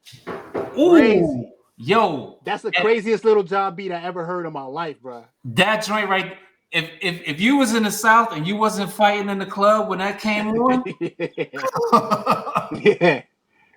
That's pretty much all the stuff that came out of Trillville, Scrappy. Yo, what's the joint with the bed creaking sounds? That beat is hard too. Yeah. That's it. Yeah, that shit's better than to me. Yeah, and the shit he gave Youngbloods. That shit was damn. Was that? I don't give a damn, y'all. Yeah, I don't give a yeah. All those beats was fire, yo. So Doja. Hey, you're looking at a number one Nas fan. Hey, Nas can do no wrong. Yeah. Nas can do no wrong in my book. I don't agree with the narrative that he can't pick beats. I think as an MC, I think Nas picks the beats that he can convey his messages on without the beat overshadowing what he got to say. That's what I always believed about his beat selection. I agree, but I disagree with Jay Bishop saying Little John's. Yeah, I gotta disagree with that one too. Yeah, I gotta disagree with that one. Yeah. So have any of you guys ever seen Little John in person? Nah. Sure. Yeah. I was his name is Lil. So Kevin Hart Little. Yeah, yo, he's a short dude. I was at a DJ convention and this little dude with dreads walked past me. I'm like, what the heck? Because it was because I was in a DJ booth, right? And Qbert walks by first. And I'm like, okay, he's short. I already knew he was short. And then Little John walked by. I'm like, yo, he the same size as Qbert. Like, they two little motherfuckers, like, like they short as hell, yo. Yeah, yo. How come Crunk, as popular as Crunk was, it didn't get, co-opted. It didn't get what? It didn't get co-opted. Meaning it didn't, get taken by, white. I know why. Corporate America? I know why. Because sometimes something is so attached to black folks that there's no way you could be taken seriously if you gentrify it. There's no way. There's no way. Like there's who's that dude with the razor sharp teeth? Really?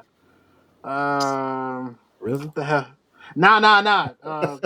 It's this white dude with dreads, and he got corn braids, and he got like razor. Riff Raff. Yeah, so he looks like he looks like a mixture of Crunk and Caucasianness, like all mixed together in one. He looks like a parody, a walking parody. That's what a lot of people would look like if they try to emulate that Crunk style 24/7. They would look like Riff Raffs, and that walking around with the cup and everything. That's not original. That's fake. So, but you know what that is. I can see how people associate that with Crunk, but that's pimp culture. Yeah, true. Furthermore, Crunk, and I hate to keep giving these history lessons, but they got to be said. Yeah, Crunk originated here in Memphis. So when you talk about Crunk, you talk about people like A-Ball, you talk about people like Player Fly, you talk about people like 3-6. Crunk was it's a Memphis thing.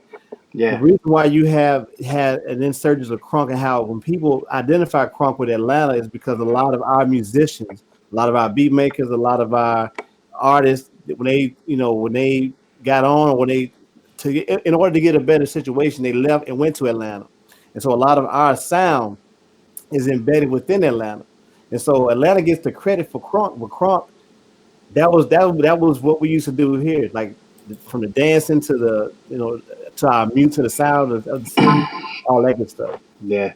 Oh yeah, you from Memphis? Yeah. Shouts to my man DJ Hush. He's out of Memphis too. Oh yeah. That's my guy, Hush. Yeah.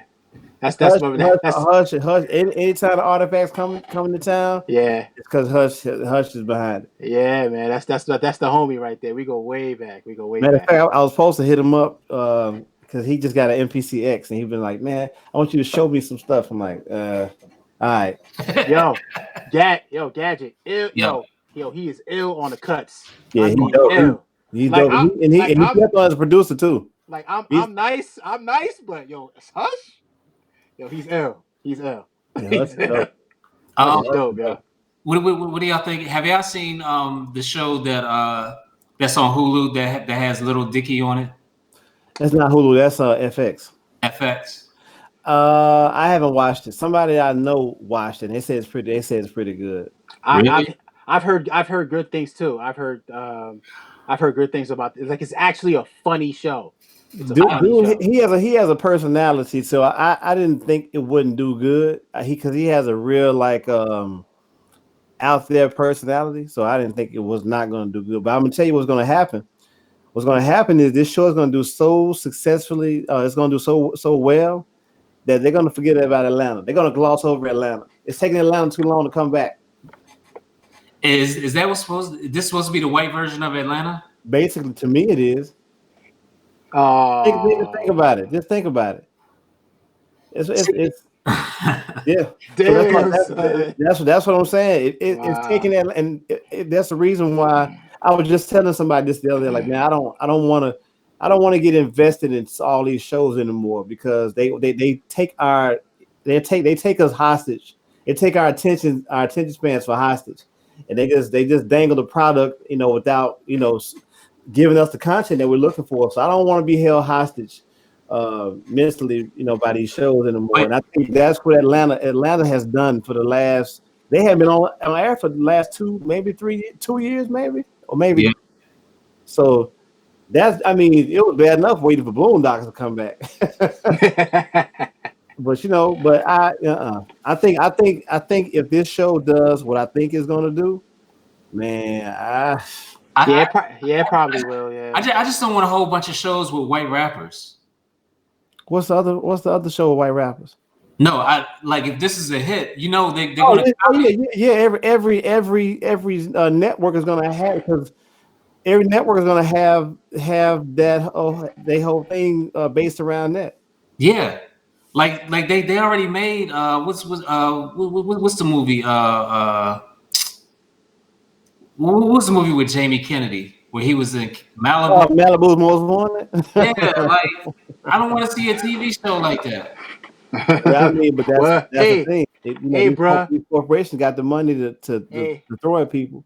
hey, bro, get ready. It's coming. Yeah, it's on the way. It's on the It's way. on the way. It's on the You know way. what I'm saying? And when I first saw the trailer for the Little Dickies show, I was like, that looked like it might be interesting. And I thought about who he was, and I was like, wait a minute. This is supposed to be in the same framework and same mind frame as Atlanta. Probably not as hood, but in terms of I don't know the premise of the show, but all I'm saying is this: if it does well, man, I don't know how Atlanta is going to get their position back. I don't know. Black people are not going to. Yes, They're going to watch Atlanta when it comes back on. Yeah, but man, black folks ain't got no loyalty to anything. Come on, if it's just like when Power was on, I had a choice between watching Power and watching Empire. Now Power would have, but I left Empire a long time ago. I started seeing some discrepancies musically that wasn't real, so I couldn't watch it. But are you like a retired cop who watches Law and Order? Be like, you know me, hey, me and you watch Lenny Briscoe, bro. That's my guy. But no, because I'm gonna tell you what got me. I was watching Empire when it first came on, like, oh man, it's gonna be a dope show, blah blah blah blah blah. There was an MPC 3000 that they was making beats on. Screen wasn't on, was not plugged up, did not have any ins or outs cords plugged up whatsoever. I'm trying to figure out how this dude's producing sounds off this 3000 with nothing hooked up to it. I was done after that. I was like, you know what? I can't watch that shit. That ain't even real. I can't watch it. It's like the EDM DJ with a pre-made CD doing. Yo, 2020, it's 2020, still going on too. It's crazy. Nah, but I don't know, man. But you're right. But dude, it's been so long since I've seen an episode of Atlanta that I'm kind of over it. You know what I'm saying? Like my attention span is like I'm on to some next shit. And actually, I'm getting more in tune to shows that I know a lot of black people don't watch. So that helps me too, because black people we ruin everything for everybody when it comes to these shows. So I'm trying to watch stuff that's a little bit more left field of what the norm is for our culture. Oh, well, I'm about to hit y'all with something from left field. Check it out. You know what show I really like though, but I don't really watch TV like that. But because he probably about to say one of my joints. Curb Your Enthusiasm. I love that. No, I haven't watched that a whole lot, but I like Larry David though. Yo, that's a funny dude, bro. Oh man, bro. You know why it's funny? Because you can see shit like that happening. It's like real. It's so real. But that means you watch Seinfeld Once Upon a Time too. Yeah. Exactly. I probably stopped watching after the little tirade, but for what it's worth, it was a good show. It was a good show though. It was a good show. It was a good show. But you know what I'm watching, man, and they're gonna kill me for it. But I like watching Billions. I like watching Billions. Billions is a good show. Dope show. What's it about?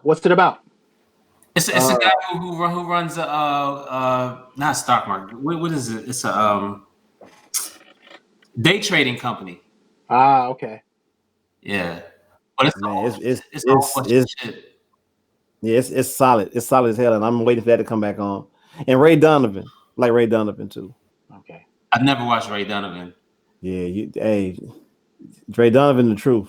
But yeah, I so know. I don't worry about nobody ruining that for me. So I'm like, wow, like, I can watch a show. I ain't got to log on Facebook and see the whole beginning to end of it. Right. Oh yeah, true. Because Like, Yeah, oh shit, go. Facebook will ruin something for you. Yeah, that's true. yeah, hedge fund. Yeah, Fat Von said hedge fund company. Yeah.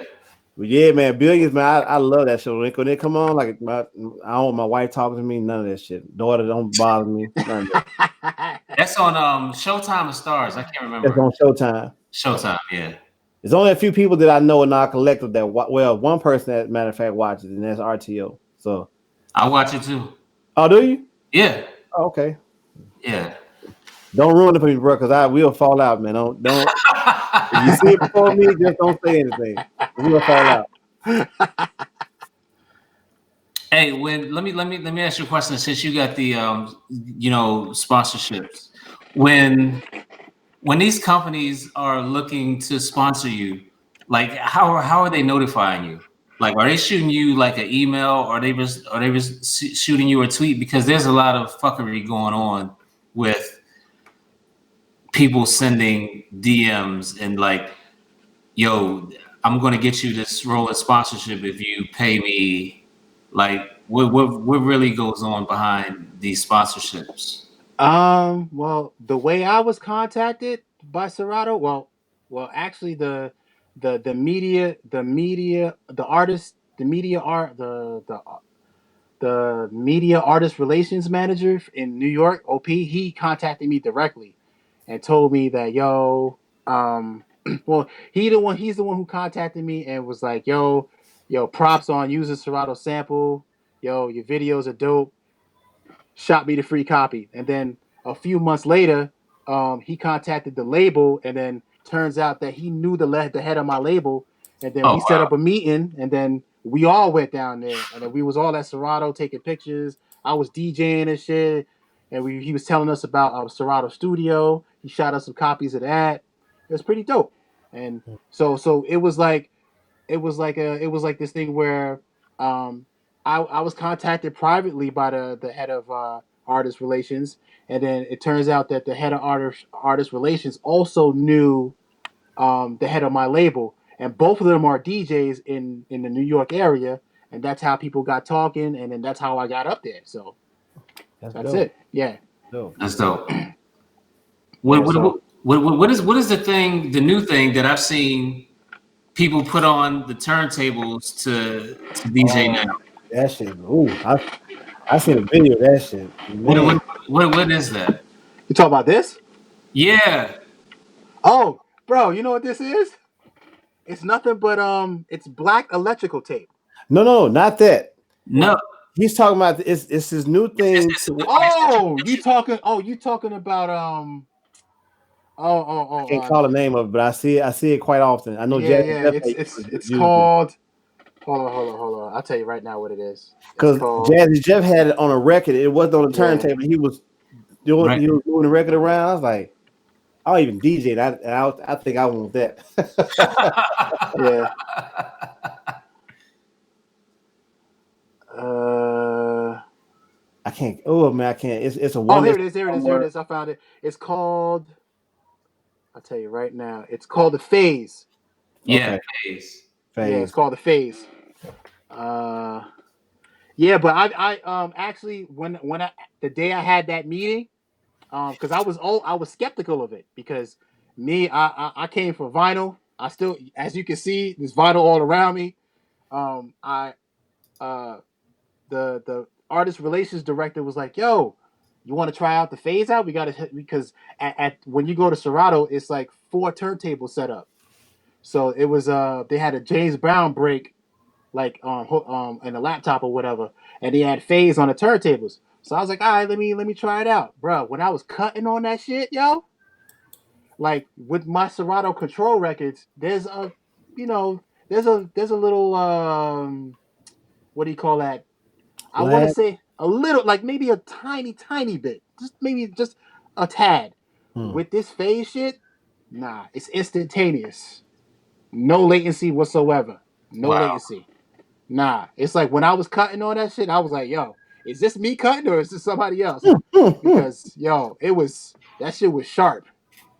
Word up. Like that's gonna be one of my purchases when I get my stimulus. Nah, but phase is official though. It's definitely official. And truth Definitely is official. Yo, if the government found out niggas is using stimulus to buy motherfucking musical equipment, hey, I can't even lie to you, bro. I got some shit in my eBay cart right now. I'm just waiting. I'm just waiting.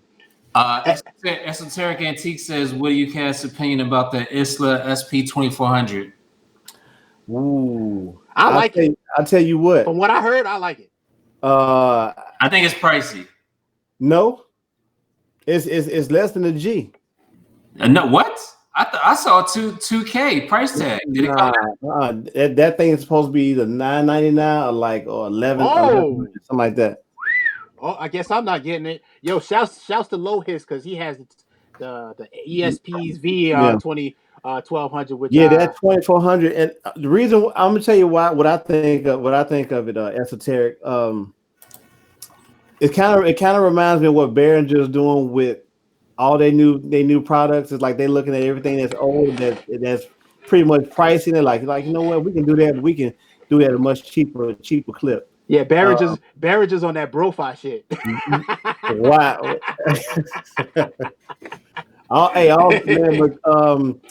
I think this is what I initially said about it. I said, well, shit, if they coming out with a 2400, that means the price of the 1200 gonna drop. That way I can get one. That shit is not happening. Yeah.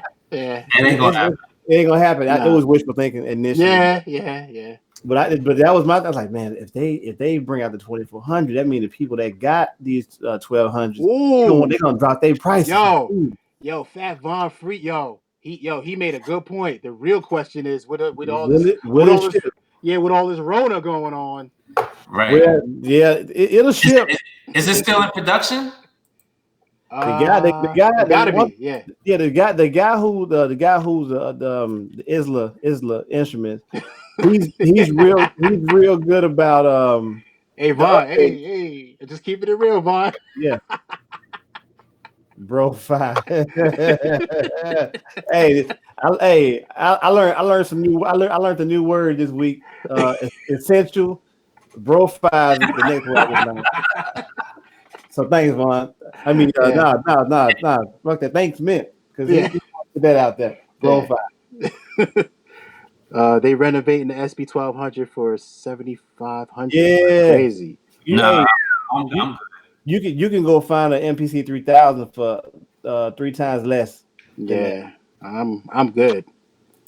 Yeah, and you only getting one for nostalgia sakes, but that lets the extra producer tell you like, man, shit, don't even waste your time. It's like he going forward, he ain't going backwards. So now, they've had issues with slow shipping, and I guess that's before this pandemic popped off. So you already know it's even going to be slower now. You already know because this guy, he has to get this right. Like if he has to get this thing has to be immaculate. Yes, it does. Your front door. You dig what I'm saying? It's got to be immaculate because you're talking about redoing a classic, and on top of redoing a classic, you're talking about doing some new stuff within that revamped classic that's cutting edge and that's modern, sets of modern needs and wants. Yeah, because it's got to be perfect. It's got to be perfect. It could literally make or break his business for the rest. Yes, sir. And let me ask you a question. Is CX in the house? What up, Devo? Does he have a company behind him? Hey, yo, Fat Moss, hide your watches. Hey, I'm just gonna tuck mine in. Right. Let me shut my camera off. Does this guy have a company? Does he have a company behind him? Like, is there a research and development for glitches or problems? Bruh, customer service? I think he's doing that shit out his house, bro. He's doing it. I think he's doing it on no. his own. I'm not buying one. Then. But I think he has some backing now to where he can mass produce it. But like you talking about in terms of like testing and stuff, I think he's testing them on his own because he's the one that knows the blueprint of it. So I won't be getting one. It's quite the gamble, but I mean you gamble with everything you buy pretty much new. Yeah, but Akai has a whole. I can call somebody right now in Akai and get them on the phone. No, you can't. No, you can't. Well, you know. Right, I got you. Is this nigga answering the phone right now? Like, man, what do you want, man? It's 3:00 in the morning. Right. Hey, I'm trying to chop this sample. And... like, hey, it's gonna be a black dude named Raheem. Like, bro, you really called me at 2:00 in the morning? Right. You know what time, man? Raheem working from home. Yeah, but that's true though, because I call him and email him all the time. I mean, it looks good, but I need if I have issues or a component breaks down, like, do you have a warranty or like? And that's the big thing because it's pause. That's because he's doing it on his own, and there's no guarantee. You know, there's no guarantees to it. Like, okay, so like you said, if something goes wrong with it, button breaks, or I have a software issue to where this ain't working or that ain't working, like how do I get shit repaired? How do I remedy certain things that might go wrong with this thing? Right. Like if it's only him, he might have a backlog of returns. Yeah. Well, so far, like I've every time he posts a video, or whatever, like it's some big names, like commenting on his posts and stuff like that, saying that they're looking forward to the release of the product, and it is what it is. So hopefully it'll be a success on his part. Well, it has to be a success. If not, this community is very tight knit, and if one person has a complaint, then that goes unanswered, that's on him. You know what I'm saying? Dog, let me tell you, the hip hop community is a very complaining community. Fickle. Very fickle. Yeah. Yeah. Take it from me. When that first live went bad, when I got that first live, oh man, I was cursing. Oh, you was cursing the Kai out, man. Bro, you already know. You remember? I was like, man, I was almost Team Machine around this joint. Yo, I heard it through the grapevine. They about to release a second version of that live, like with an extra button on it or some shit. Yeah. My man, Av McCray on YouTube was going over the blueprints that was posted on a forum somewhere, and he was for what? I don't know. Oh, you talking about the live? Yeah, the NPC live. Yeah. What they did was they took the original blueprint of the live, and what they did, they added an armrest, which I don't get. But okay. Are you serious? Yeah. Oh my god. Like on the on the X or whatever. It's an armrest on it, and what they did was they reconfigured the button, so they got some.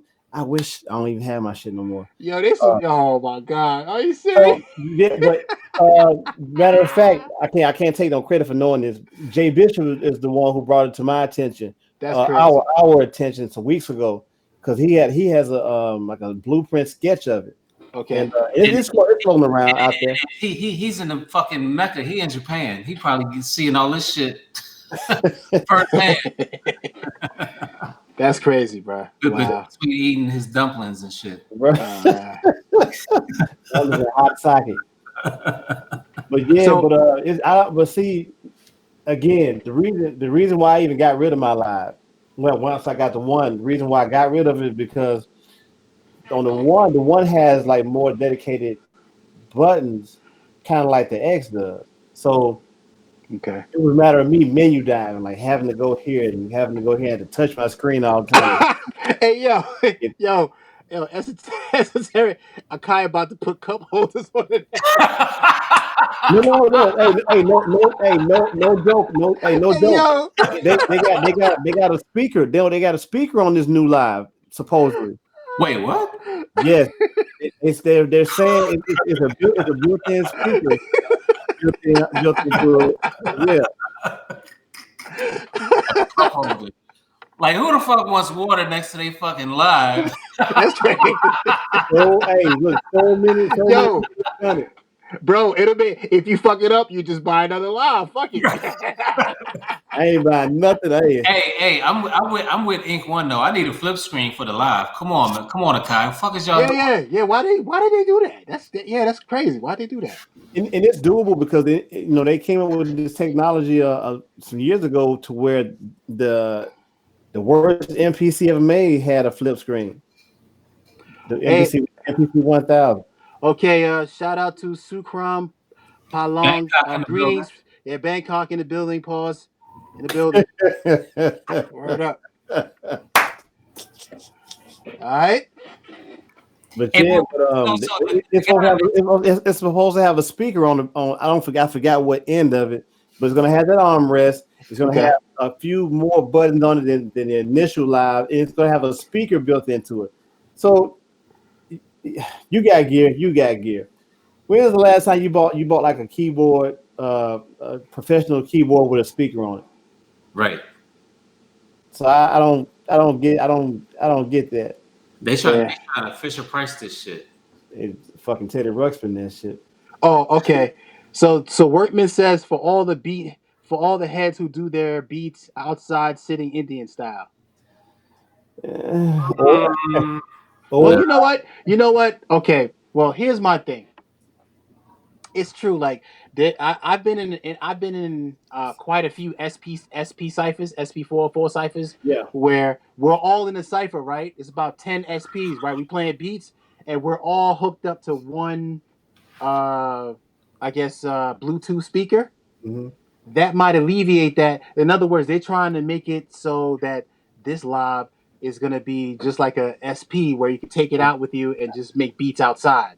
Like they trying to. In other words, they trying to recreate the wheel, bro. And it's just you're gonna turn more people off because people if you put a speaker on something, people want true fidelity. They want that shit bump out. I mean, if I got a speaker on anything of that magnitude, of that price tag, I want that shit to be like Beats by Dre quality. Like, bruh, you already know those speakers are not going to be good quality. They're going to skip on those speakers. No, that's why I don't even understand that. Nah, because you know, and I know for a fact that like if that speaker goes, which it will, that speaker goes, nobody's gonna get it fixed, and now you're gonna be walking around with a drum machine with a broken speaker with a short in it. And you know, with shorts, it'll be detrimental to the internal circuitry of the drum machine. Yeah, like, come on, man. Nah. Do you guys follow Ron Browse on Instagram? Nah. He's the one who made some hits, right? Yeah. He made what's the Big L joint that he did? Ebonics. He did Ebonics. Dope. Did he do Ether? He did Ether. Isn't that the dude who did that song Throw Something Out the Window? Yeah, he does some corny songs. And he did A-Rab Money too. A-Rab. Yeah. A-Rab. Oh my god, I hate that song. Oh my god. Ether Boy Entertainment. Yeah. A-Rab Money. but he's been getting busy with the MPC Live on Instagram. Oh, good. Like all his videos are like outside. Like I'm not sure. Like outside, like CX on that chitlin bucket. Yeah. Okay, so he did Ether. Okay. Yeah, he did Ether, man. But I mean, I get it. You want to be outside and all that good stuff, man. But like, come on, man. Stop being lazy and just bring your Bluetooth speaker, man. Stop being lazy. Yeah. Stop being lazy. Oh, by the way, hold up, fellas. Hold up. Yeah, when I saw when Jay Bishop had showed us the blueprint of that shit, I was like, man, I ain't fucking with that. Okay, this next statement I'm about to say, I'm not sponsored by this company, but I just want to put it out there. Okay. Yo, this Bluetooth speaker right here, bruh. This Bose, this joint right here is dope. Hey, bro. I have two of these. I have two of these. This fucking iSound. Oh, I heard about that too.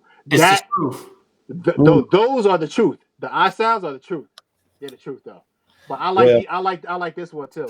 Well, this thing right here, it'll clean your screen like nothing ever before.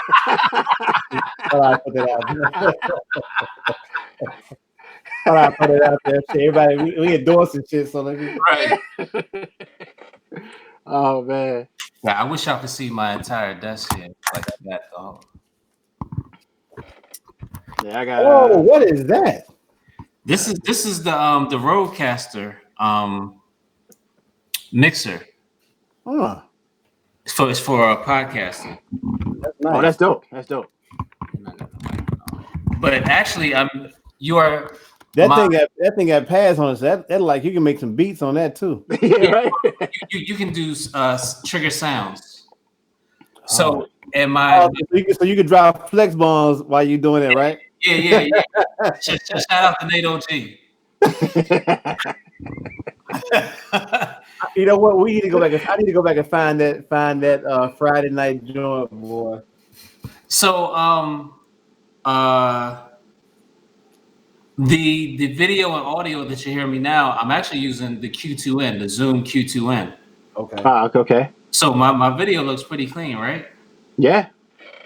Man, not clean like that Zoom joint. That Zoom. Did you using your phone still? Oh no, you using the Q2N. Okay. Yeah, I'm using the Q2N right now. I am too. I'm not using it for the audio though. Okay. Can I though? Type in the chat.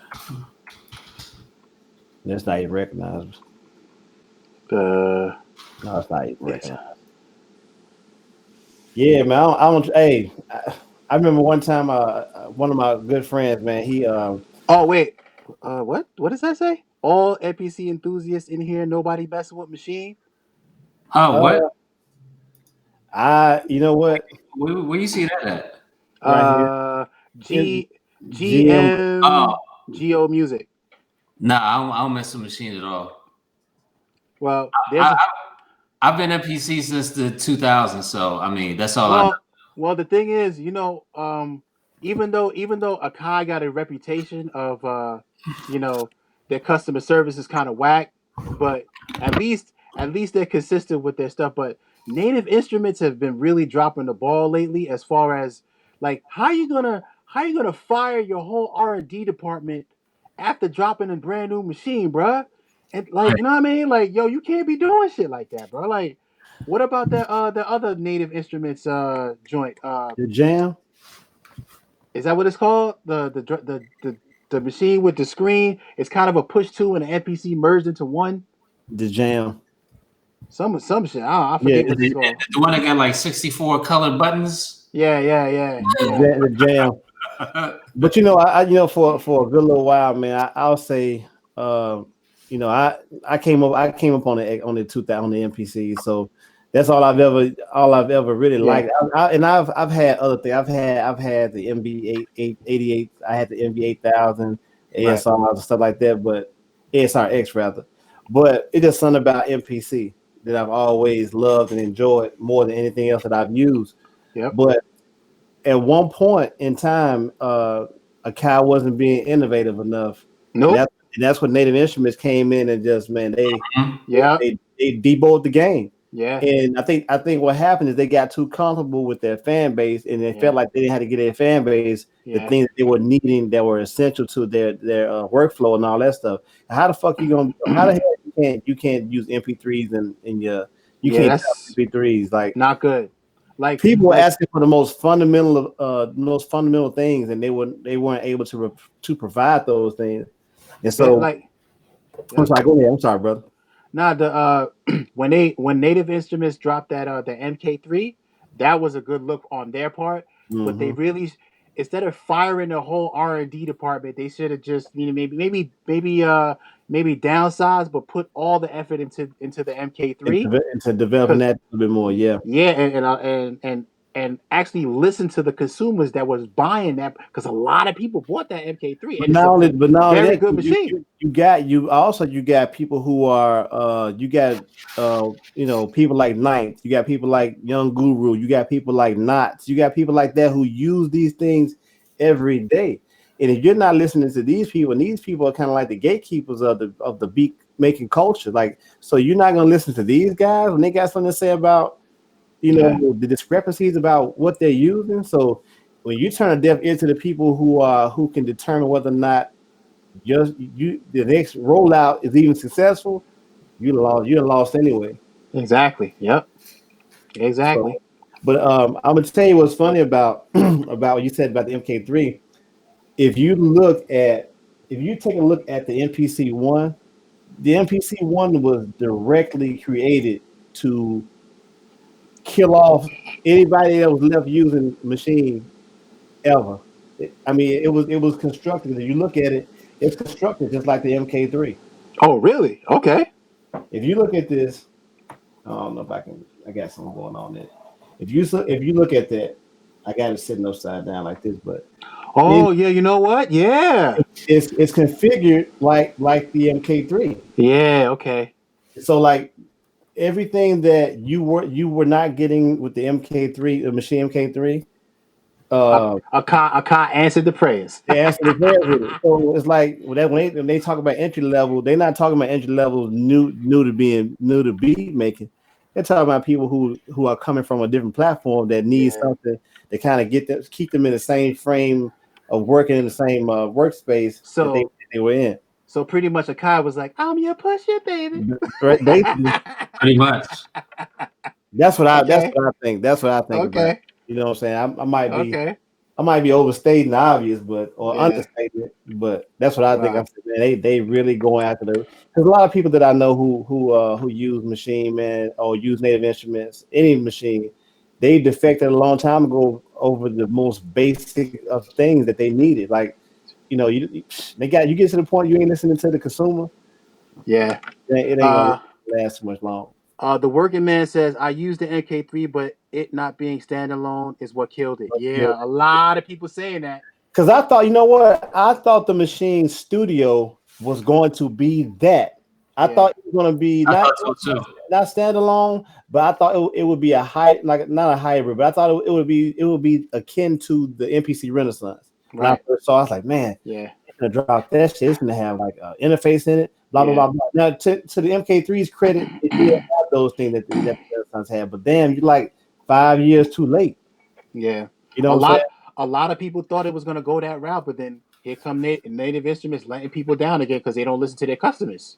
They don't. Now I still use Native Instruments because I still use Complete and all that good stuff. But as far as then they did the most tackiest of things. They rolled out this 10th year anniversary edition, the Great Pumpkin MK3, and it was like orange. Okay. Yeah, I was like, this is how y'all. So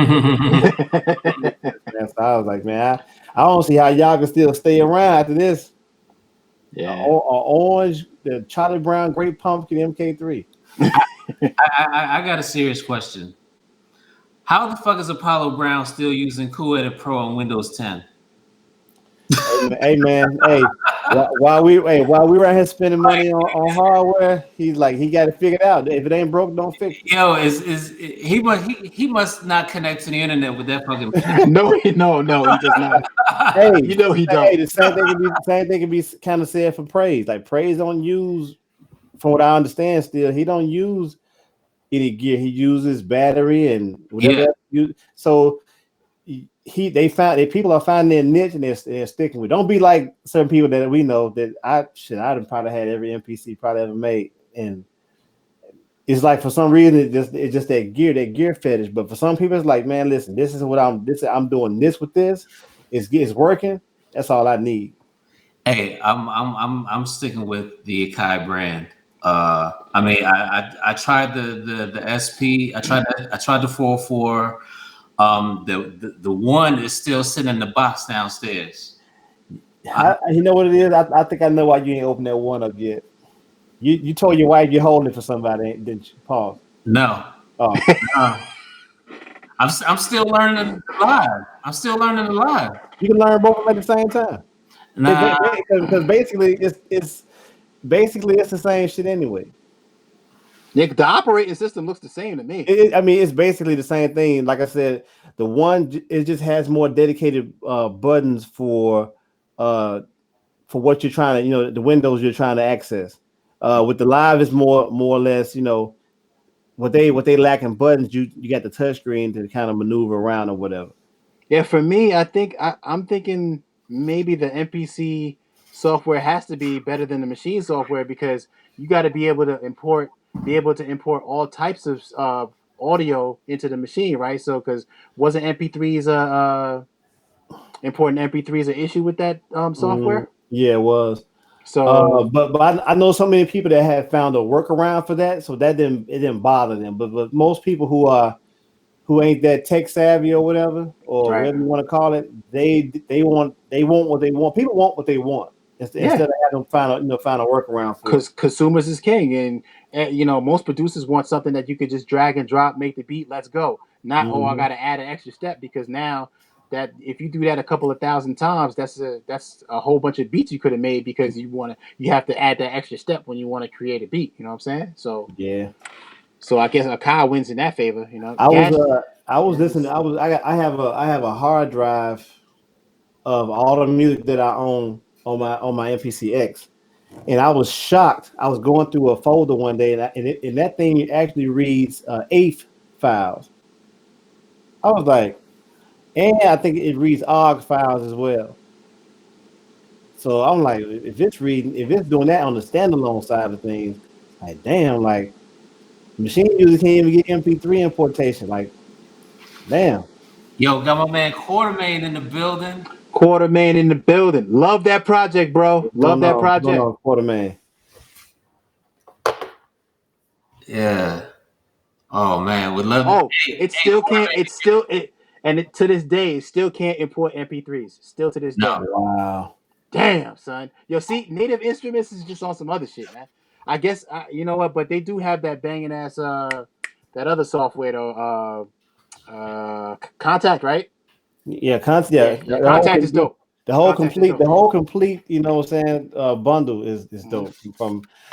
From contact to massive to absent to monarch, all that shit. It's dope. The sound they don't have a problem with creating sound and creating instruments. It's just with the machine brand, they Yeah, just dropped the ball.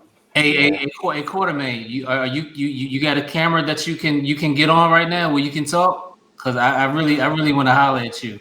Let me know and I'll send you an invite, bro. Yeah, man. Yo, Cool. who you talk about? I'm just speaking in general. No, that's fine. Yeah, Quartermaine got some interesting perspectives on hip hop. But yeah, like I said, yeah, and the reason why I hated that they went that direction with the machine is because honestly, if you use Ableton, I use a Kai, another person uses a machine, and other people using what they're using or whatever.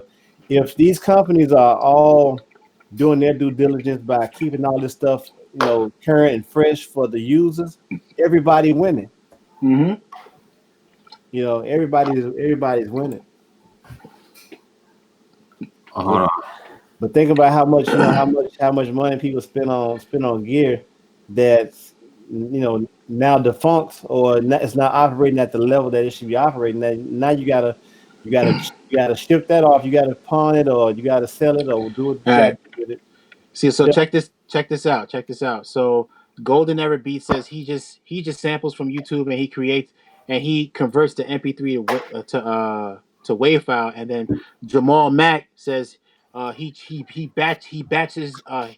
converts the whole batch of MP3s with Switch. But the thing is, it's still my issue is that extra step that's still taking time out of your creativity because you're always adding that extra step. You know what I'm saying? Even though it might not take long, it's like, yo, drag and drop, make the beat. You shouldn't have to, you know what I mean, add that extra step. So my whole thing is you shouldn't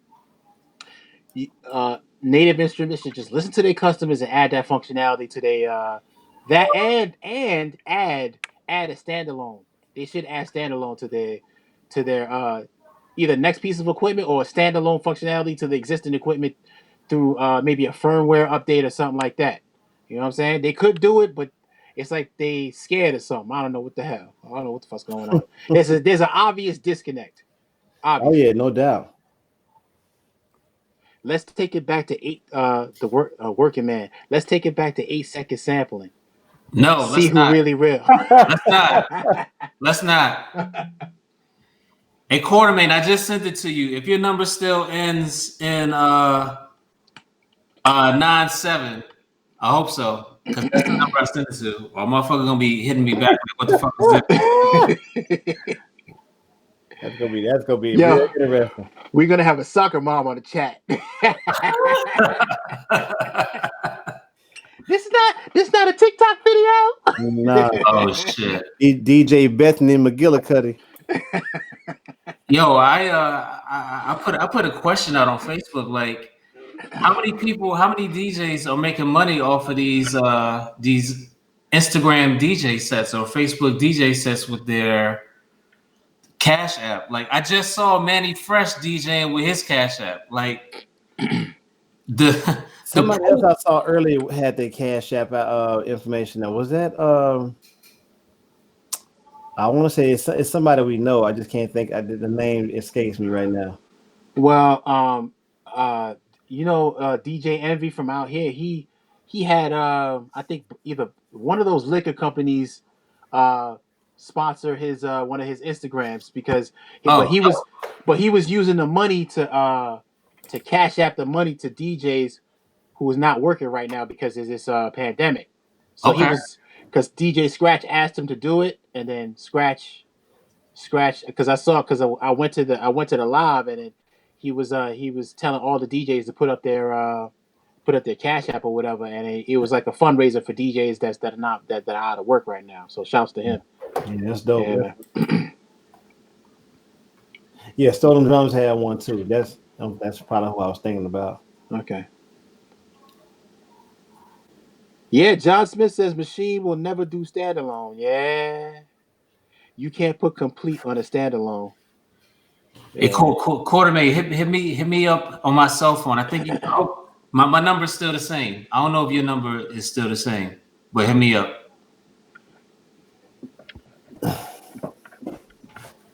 Yeah.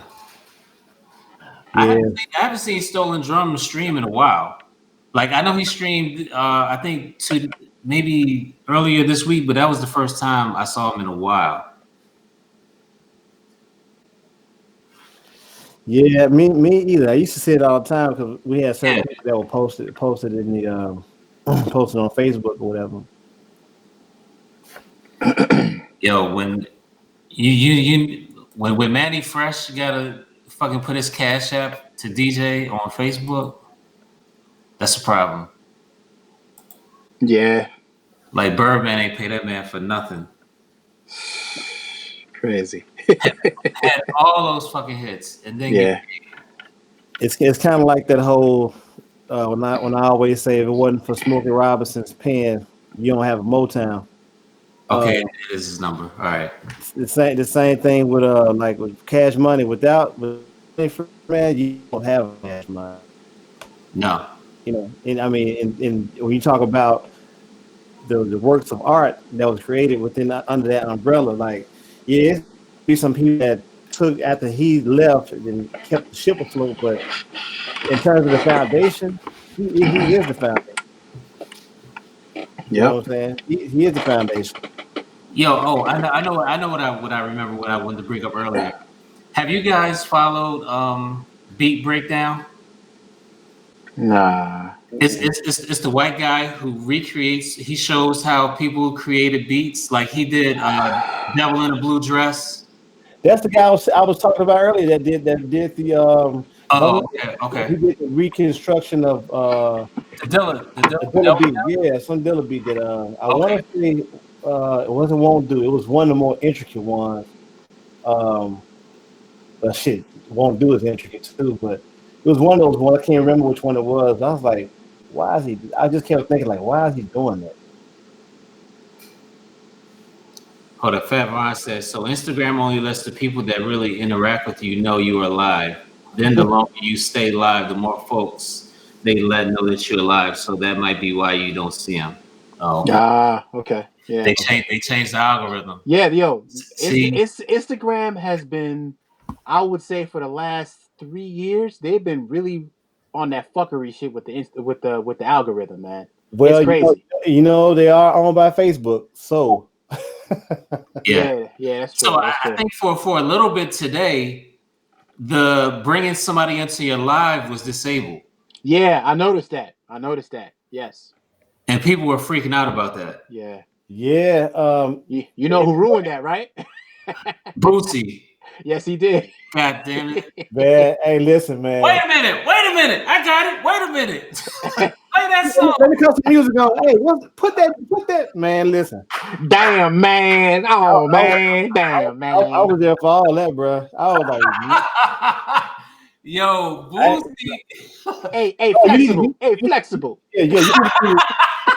You need to see the one where girl was showing out the goods. Yeah, that was crazy. Nothing was blurred out, and nothing. I was like, I was like, wow. wow. Oh my god. Yeah, it was wild. This is what the internet has become. Well, it's always was there, but you know. Yeah, it's more prevalent now though. Yeah. There we go. Oh, that joint just came in. What up? What up? Yeah, I can hear you. Y'all can hear me? Yes, sir. Yes, sir. All right. What's up, fellas? What's good, bro? Brother, good. Chilling. Late night Corona quarantine vibe. All right.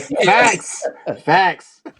Hey. So you a gigging DJ? What you doing now, bro? Yo, the irony is, I had already been in a headspace where I'm 42 in July. It was getting to a point where I didn't even really want to be outside. I had already been telling people maybe February, like, yo, I don't even think I'm DJing outside no more. Like, I'm gonna just set up in the crib, and we just already saw the wave, just the online wave between the money. It wasn't really worth it to leave. I got a kid on the way. I'm in Rockville. Right. It just didn't make economic sense. I got a regular gig. You know what I mean? We got stocks. We got 401k.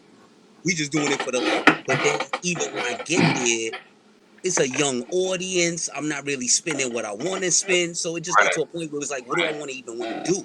So I had already been closing up shop. I had been telling people like, yo, I don't even think I'm going outside no more. You know what I mean? I'm gonna concentrate on the family. And bang, just like that, this shit happened. It was like, okay. And I'm not really sweating the DJ part of it. You know what I mean? It's like, it was time to plant some crops with the family. Mm-hmm. You know what I mean? Right. The building together. Love music, but I just needed to put it in its proper place. So right. Interested that the timing was phenomenal. Right, but you and I both know DJs who are hurting right now because that's all they did. Oh, it's a lot of them. Woo! Wow. I mean, it's unfortunate, but just on a higher level, man. A lot of people needed to reevaluate what they was doing. To be honest, DJs, musicians, just your regular people that's going to work, depending on somebody else's gig. It was time for a lot of people to reevaluate what they really doing. If you getting it and you touring and you really making it and you feeding your family, by all means. But if you not doing it, what you was doing anyway. So sit your ass at home. Like, yo, I'm on a whole. Music is one piece, but I already had the rebel, you know what I'm saying, revolutionary conscious vibe. Mm-hmm. The music kind of overtook that piece. So it was always trying to figure out the music component, putting the consciousness to the side, putting the building, putting the money shit together. putting all of that to the side for music. And then it got to a point where it's like, yo, what do you really do with? You know what I'm saying? I can't front on anybody that's really making their dreams happen. But for me, I gotta be honest. Like, if it wasn't coming that way and you trying to move other places in life, you gotta make decisions. You gotta make moves. Right. You know what I'm saying? Right. Like, put things in its proper context, in its proper place. And for a lot of people, we treating this hobby shit as like our life. Like, I ain't want to be defined as no hip hop, you know what I'm saying, producer, rap, DJ. Like, come on, man. Like, there's so much to life. I love doing music, but as you start to get older and reevaluate this, it's like, yo, do I want to be defined by this? Like, is this all that I had to do? Right. Nah. So, again, perfect time.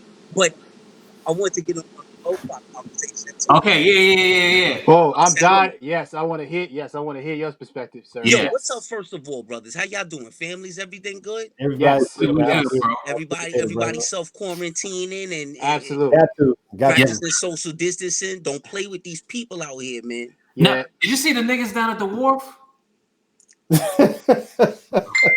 Dog. Listen. Let me tell y'all something right now. Like, I work in public transportation. I work on the railroad. I work for a passenger railroad out here. And the issue that we have now is we have an engineer shortage right now. A little bit of an engineer shortage because a lot of cats is sick at home with their families because the company, right? The company said that every night when the trains come back from New York, yo, we clean the trains, blah blah And blah. they It's all lying. good. They fucking lying because Yo, every day more people getting sick, and I'm sick of that shit, bro. I'm sick what of it, yo. what this has exposed. I work in IT. I work for a government organization. But what this has exposed is what I've been reeling against like 2-3 years in my job right now. Just the people that are in these supervisor roles and running these things, they have no skill set whatsoever. They not prepared for nothing. It's a Nope. bunch of people. The majority of the people that get things done are the very bottom caste folk. You know what I'm saying? The people that don't get no respect. They getting shit paid. Those are the people that do the majority of all the work. They do all the heavy lifting. Even Word. in your highbrow institution, your people that got PhDs and all of these receipts, these are the same people that's going to walk in a hall down to somebody that might have a high school degree and ask them how to do something in Excel. Right. Something they making Crazy. 150 grand in. Yep. Yo, you know how to do a pivot table? Yo, and even if this is over to some of the audience head, it's just the idea that there are people that get paid to specialize and have expertise in these things and to manage and be logistic experts and blah blah. And none of these people know shit, and they're Right. not doing nothing. So when this happens, you're seeing how the domino falls on the little one. So Word they'll up. tell you all sorts of shit. Yo, we doing this, we cleaning. In my building, we had to find out through a third party that 2 people had caught corona in the building. Our management didn't even tell us that. Yeah, that's exactly what happened with us. That's At fact. first, when at first it was 3 people that caught it, right? And then the governor was supposed to know exactly off top when the shit happened. Yo, the company knew and didn't tell the governor, so he just kept the railroad going. Like, yo, nah, son. And then now 3 people turned to 40 in less than a fucking week. Now 40 people got it. Now Because it's a money know what I grab. mean? Bro. It's a money grab. Crazy. And everybody and people in these corporations, it's a money grab. And they trying to grab everybody's cap. Even though this is like one of the worst epidemics known in our time, people are still looking to benefit and capitalize off of people dying, people being exposed to this shit. Like every day, like that they coined the term, I guess, essential. Like ain't nothing more essential than me keeping my life, keeping Essential my workers. you know what I'm But you saying? don't pay me like I'm essential. Right, Yeah, yeah. and you know, in my job, I'm considered an essential worker because I work with utilities, but I'm having to do things to safeguard myself because they not arming me with enough shit to most people are complexion are categorized as essential. Oh, Exactly. When shit hit the fan, we essential. yeah, Exactly. especially if you're any role of servitude or public service, because most Because of the us show gotta go on. you got to go on, right? The bus But gotta run. The power gotta go on. yes, Cable, sir. you know what I'm saying? Like to these people, yo, things that the groceries gotta get to the Got to shelves. get to the shelves. Yeah, Somebody gotta put it there, and it ain't gonna be our kids. You know what I'm saying? right, We comfortable in Florida. right. In the keys, some damn way. Yeah, we don't damn stay in place. We out. We out. We bound. Yeah. We out. We got a private jet and we landing in Boca Raton. And damn if they know that we moved. Right. Shit, We'll come man. back to the rest of that stuff later. Yo, these white people is hard, man. Yeah, man. They in they face. They are in the face right now, yo. Like like you said, it's a money grab, and everybody trying to get it. Everybody looking to see, like, man, damn, it making. I mean, oh man, it's one of those things that, like, you're like, damn, it's like, even with, like I said, with my employer, like, I gotta still be around people. I gotta respond to certain things, and, like, man, I gotta go in the house, but I don't know. I don't know if this person is a carrier of it. It's been diagnosed, because people are not going to be forthcoming Yo, with be careful, information. man. Yeah, they're not going to be forthcoming with information, because they looking for a service from me. Right. And if they don't meet the requirements, I can't do what to do. So therefore, if a person is ill or has been diagnosed, they're not going to come out and say it, because they don't want to be denied the service that I provide. So I have to do shit to safeguard myself, because if I don't safeguard myself, I got a wife and a daughter. I can't bring this shit home to them. You Yo, I know what had to I'm tell saying? the lady in Giant the other day. I was like, yo, they ain't giving y'all masks. Like, I Yeah. had to have a talk with her. Like, she was checking me out. I have my mask. I have my gloves on. I was. Yeah. I might as well have. Bro. The puffy Rainman suit on. Right. You know what Bro. Yo, Like, real talk. Yo, the other day I show up to the rail yard, right? Because all we doing is signing in and going home. Because no trains go to New York after 6 p.m. out here. It's Wow. crazy. It's crazy. wait, the So trains can still move in the state? yeah, just not. It's just they're running on weekend schedule right now, which is Okay. stupid, but whatever. I thought you So couldn't move. I thought nah. they were saying, like, if you was in New York, you couldn't leave. Well, what it is, they're running one because it's for essential employees. What they're doing is The they run. Acelia joint. Nah, it's a regular transit trains or whatever. So what they do is they'll run one like early in the morning, and the last one's out of New York is like 6 p.m. So basically, I heard this dude yelling at a foreman like, "I'm not cleaning that. I ain't got no face mask." Yo, they wanted homeboy to climb up in a rail car and replace the air filter without a fucking face mask. Ooh. Death sentence. A train from New York. They wanted him to go Nah, in the bro. fucking, like, dude. That's where the fucking virus is gonna be, in the air filter. Like, dog. Recycle air. And the thing is, the general foreman didn't want to come down to the yard and talk to the guy face to face. He did it. He did it through a third person because he know he was gonna catch the wrath. Because they Right. cowards. He They already know. cowards. That's the fuckery that's going on right now. Yo, let's go to this lo-fi shit, man. Yeah, man. Yo, we're gonna be in the house for the foreseeable I got a friend. Yeah. We got to speak about that shit, man. What's your thoughts on lo-fi and the co-opting of? Wait. I'm sorry, Brofi. Brofi. Brofi. Yeah. Was that a specific question to me or? Yeah. Brofi. So I like it, yo. I like the sound. So Okay. what it is to me is that the kids just figured out how to rebrand, yo. It's just about branding. You know what I mean? Like what we was calling like boom bap. They just figured out a different way to do it, and they just changed up the drums. The drums wasn't as pronounced, and in some cases, they just straight up stripped the drums. Same type of chop samples, sans drums. To me, that's like low. And then basically a mix of Dilla, Pete Instrumentals, Kev Brown. You know what I mean? That's how I look at it. Mm. And so I like it. I like it. And at this age, I don't even want to hear people rapping no more like that. To be honest, like unless you're doing something phenomenal. Come on, man. Yo, we've heard so many rappers in our life. Yes. Yeah, that's true. True. So unless you're doing something phenomenal on the mic, like, yo, just give me some beats. I'll kind of think of my own little. I'll rhyme myself.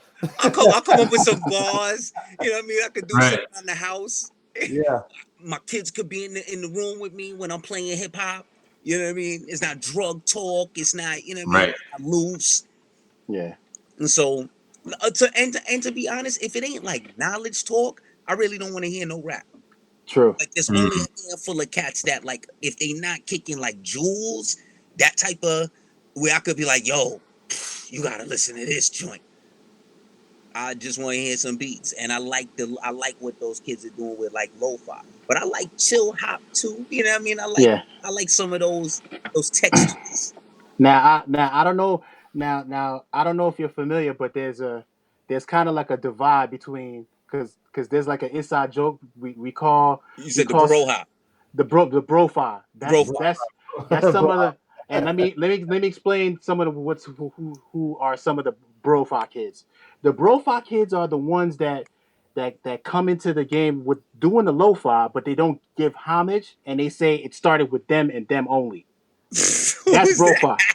That's most of the and a majority of them are like suburban white kids that be wilding and don't give homage. Sometimes that's dumb. First of all, because Madlib's discography is lo-fi. You know what I mean? Thank you. You could just play Madlib.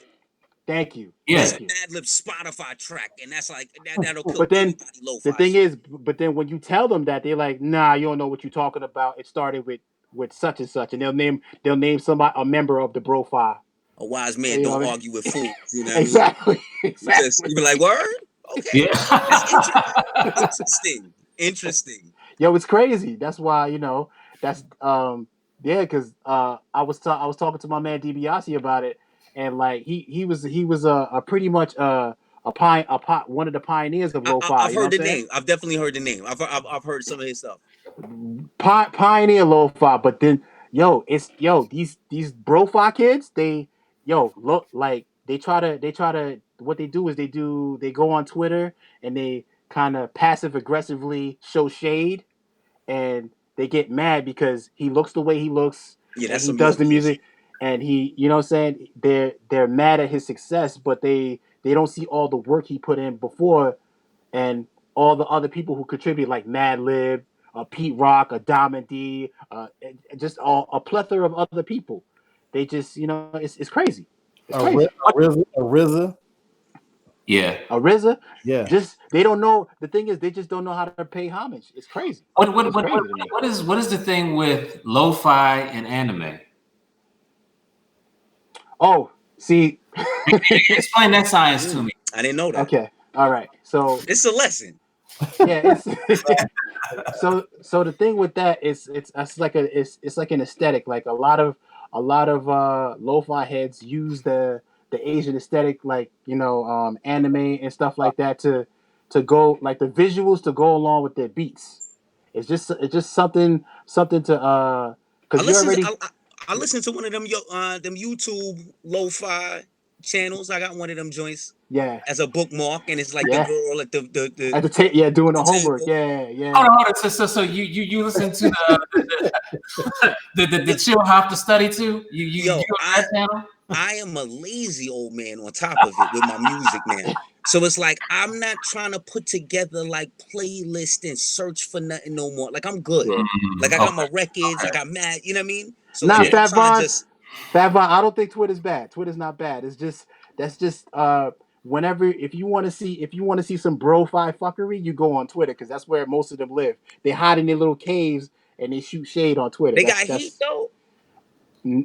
Nah. See, hold on. They don't. In the little kid's defense, you pause like they might have a little heat. No. No. In other words, I'm not putting them all in one sitting because there's lo-fi kids that are dope. It's the bro-fi ones that be shading because they they're mad that people out here got talent. Even they even hate on other lo-fi artists, which is crazy. It's supposed to be one tight knit community, and they go and they say like low key racist shit. They Yo, say that's all hard types fault of. though. I It's mean, crazy. It's crazy, you bro. can't do it no more, but it's our fault because our generation stopped snuffing people. Like, you know what I mean? You know what? That's really what it came down to. We the generation, I totally agree with you. Yeah. not to be violent, and I'm not somebody that just be snuffing people, but you know, I understood what it was, and that's why people got snuffed. You Yeah. disrespectful, you know what I mean? You don't know what's going Yeah. on. You Yeah. can't build on the corner with the gods and you don't know your math. Yeah. You know what I'm Now, saying? now, now, today's math. If you don't Yeah, regurgitate that math, you don't get. that high level of consciousness. You know what I yeah, mean? You can still get snuffed if you don't know what the yeah. fuck you're talking about. Now it's the Twitter figures. Now everybody hide behind a keyboard. Now It's gonna that's what get it is. worse now. Because Oh you yeah, definitely not gonna see nobody. yeah. But I think we were talking about the anime and the lo-fi Okay, hip hop. so I'm thinking about. I often think about the Boondocks, and I think that was the first time I ever thought about anime type of like animation. well, so Avery said Nujibes is a Japanese boom bap producer, which is true. He scored and that kind of came from it. He scored a lot of anime too, like Cowboy Bebop and shit like that. Yeah. And it kind of grew from there because a lot of the lo-fi cats on SoundCloud, they kind of use that as an influence and they use those visuals like anime visuals along with their beats and it kind of grew from there. So everybody started doing it. Yeah. Yeah. I mean, cats Adult Swim played a big part in that too. Adult Swim played a very good part in that too. yeah, I guess it's cats of a certain age range. Because I mean, my generation was open off for like Ninja Scroll and like what was that joint? Yeah. Volvo 13. Like Yeah. so Gundam and all that shit. anime Yeah. was kind of popping Yeah. like 95, 96. Yeah. Mhm. Where a For lot of them were young and still babies, but yeah. They wasn't even born probably. Yeah, nah. But yo, I seen a nigga using Speed Racer cartoons. Where the fuck is he getting this video from? That's Daytona 5. Yo, where the fuck is Yeah, Ghostface. Yeah, Wait. You gotta remember. Did that. You gotta remember. Who Like done that? Yeah, a lot true. of people they collect the old VHS tapes and they convert them to MP4 files, and that's how they get that. You know what I'm saying? Yeah. So but Ghost did that with Daytona 500 with the Yeah, he did. Speed Racer shit. Oh yeah. Classic, yes. RZA is one of the originators of lo-fi for real. Yeah. Like Cream, you can listen to Cream instrumental right now. Mm-hmm. That's 33 Chambers, bro. Shit. Ooh. You know what I mean? Or like listen to what's the joint that Nas was on? Verbal Woo! Lord, man. Crazy. That's hard. Crazy. That's hard. What do you think about all these beats that are like 75 beats per minute? What, trap 75? No. Or like Derringer 75. Derringer. Yeah, I like it. You'll hear no Griselda slander over here, B. No. Not from me either. I'm not talking about the copycats. I'm talking about the copycats. Yo, I like what's going on. Like I've been who started it for me? All right. Mugs. This ain't really the lo-fi talk, but it kind of goes hand in hand with the lo-fi. So to me, Ghost started it. When Ghost Ghost to me is the originator of this style. Like Supreme Clientele. Supreme Clientele. Yes. The Nutmeg song alone, the Nutmeg song and I want to say Child's Play was kind of like the joints that had no drums on it, and he was just all right. Just go off himself.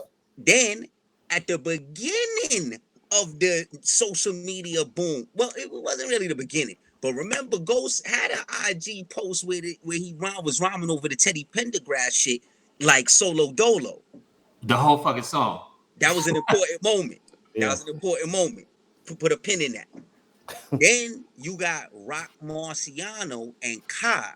What they was doing, and to me, it was really them two, because Kai was the one that kind of stripped out the drums. When you listen, y'all familiar with Kai? Yeah, yeah, Yes. Yeah. Dog. Kai's dope. To me, he's the like up here with it. Then you had the Griselda shit bubbling, but I think an important piece of it too was the Planet Asia Apollo Brown anchovies. Dog. Album. I ain't think about that. Hey, Shouts to Planet Asia. Shouts to Planet Asia. Apollo Brown said those beats were originally for Griselda. He was supposed to do a Griselda album. It's the Mr. T joint is fire. Yo, Apollo did. I'm so mad they took that off Spotify. I have to go to YouTube. I play that beat every day. That was the Mr. T joint, and it's funny because like I know Apollo. I'm familiar with Apollo Brown, and you know what I mean. Like I like his stuff, but I wasn't like, yo, Apollo Brown is crazy. Right. Mr. T, my man, Stan Ipkiss, dude that went to Maryland with us. He was writing for Nah Right, so he was always up on some. He write a lot of the columns with like the OG cats, with like Lost Professor or Pete Rock or something like that. But he was the first one. Him and Grap was the first ones that was like, yo, check this out.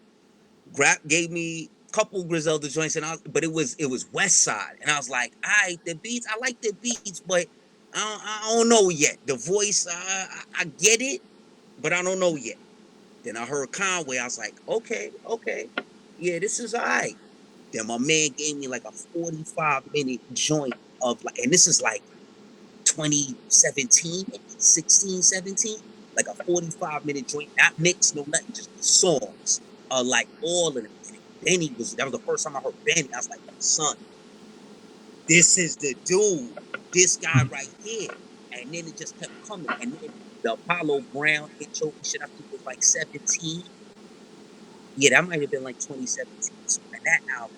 Dog, I play Diamonds and Mr. T every day. Because it got everything. It got jewelry talk. It got punch you in your mouth talk. Yeah. It got ill beats. You know what I mean? It's like it's so hip hop. Yep. Well rounded. Yep. But that's the sound. You know what I mean? That's the sound. And then I don't know if like kids imitate that. But it has to be good. Come on, man. Yo, there's a whole bunch of Toronto cats that got ill shit on that kind of sound too. Yeah. I like it. Yeah, shout to Damu. I'm looking. Yeah, shouts to Damu. Yep. Shouts to him. To Cal, Mr. Sandman. You know who I've never got it to? I never got it to Homeboy Sandman. Really? I've never got it to him. I've met him in person and I've seen him perform. He got this album with I believe the dude's name is Edan, I believe, and the joint's fire, yo. It's fire. I don't know too much the Homeboy Sandman music, but like I met him a bunch of times. He's a real nice guy, like real cool dude. Yeah. Like, you know what I mean? Like good vibes and stuff, and he can rhyme. You know what I mean? Very good. Like, yeah. I'm a grumpy old man, yo. It's gonna take a lot to penetrate my playlist. Pause. That sounds crazy. I think I'm more grumpier than you, brother. Yeah, you are. And I didn't realize how old you was too, Gadget. Huh? I said, and I didn't realize how old you was too. Somebody told me the other day. I forget where I was, and it's like, yeah, we was just at Gadget. You know what I mean? Birthday. You know what I mean? Yeah, I'm 50, bro. I was like, what? I was like, yo, Gadget is what? Hey, man. Thanks, man. Hey, you don't get this all by living stupid. I see it. You touching it? I see it. Right. That's right. You know what I mean? It's like, yo, you know what I mean? Hey, have you like you've been DJing in the DMV for a while? Have you noticed the gentrification of DJs in the DMV? Yeah, I mean, I don't think I looked at it so much as the gentrification of DJs, just of the culture of the city. so it comes along with it, you know. And to be honest, like it's to be expected. Like if a new audience arrives somewhere, I would imagine they're gonna have a new person that can cater to that audience. Not that the old people couldn't, but that seemed logical to me regardless. You know, so as Right. people kind of take over the city and there's new places, they gonna have their own vibe. It's corny, but it is what it is. The city got corny. The city got corny. It got corny real quick. Like there's a thin line between dangerous and corny. There's a thin line between that, even though it might not seem like that. You know, in people's efforts to clean up the community and increase property value and all this shit. You know what I mean? Like that's it. I have a question. What's that? I can't remember the name of the music right now, but well, the genre of the music, but it's been around DC for a long time, right? Go-Go? Yes. Okay. Tell me why I saw a news program, right? That this influx of people moved into the DC area, right? And there was a particular shop that used to always play go-go really loud in Yeah. the neighborhood, and everybody was accustomed to it. But this influx of people that moved in started calling the cops and making noise complaints. I drove past that store the other day. They were still pumping go-go yesterday, as of yesterday. Because as they should. Just drove fast there too. Yeah, as they should. Yo. But I heard about that. I'm like, what? Like, come on, man! Like the go-go is that's part of, you know what I'm saying? That's the culture that you're gonna. That's the fabric. That's the fabric of the area of the city. Let me tell you how special go-go is to people who are not in the DC area. Go-go is the only genre of music where a musician can have 7 shows within 20 miles of each other. Have a show every day of the week within 20 miles of each other. Wow. Okay. And that's special. Niggas in DC, Maryland, Virginia, maybe Delaware. You got go-go tapes, Gadget? Yeah. You still got go-go tapes? Mm-hmm. Word. You Like digitize them joints. I don't know if people in New Orleans can do that. Like with bounce music and stuff. But yeah. DC, like you can have a go-go every day of the week and different people will show up. You can, and I've heard you can have go-go in the backyard. People have go-go shit in the backyard and be rocking like blocks. You know what I'm saying? That's how you know that, you know what I'm saying? Like that's go-go is just as essential as breathing. You know what I'm saying? Have a go-go party in the backyard after this quarantine. Yeah. That's like a plan. Like I see it already. I'm like, word. Yeah, I think everybody gonna be partying after this year. It's gonna be the biggest party after this shit right here. Yo, that brings us to a ill conversation because I've had it with a few artists too. I don't think that even if they say next week things change, you know, hey, don't worry, go back out, everything's good. I don't know if things are gonna be the same in terms of bars, concerts. Nah, it's not gonna. I don't know if people gonna want to gather like that for a while. It really depends though. It depends on the people. It depends on who you are. The age range. Yeah. It really depends. Like people who are like younger than most of us on this panel, they ain't giving a fuck. They just want to be out. They want to be free. It was like the niggas at the wharf today. Somebody sent me a picture earlier, man. Somebody was having a kids party with the slide and all that shit, with the house, the bounce house and shit. I said, folks is really on. Wow. We're about to build one of those for our kid in the backyard because you can't go outside. You know what I mean? You can't. Matter of fact, you can't play in the park.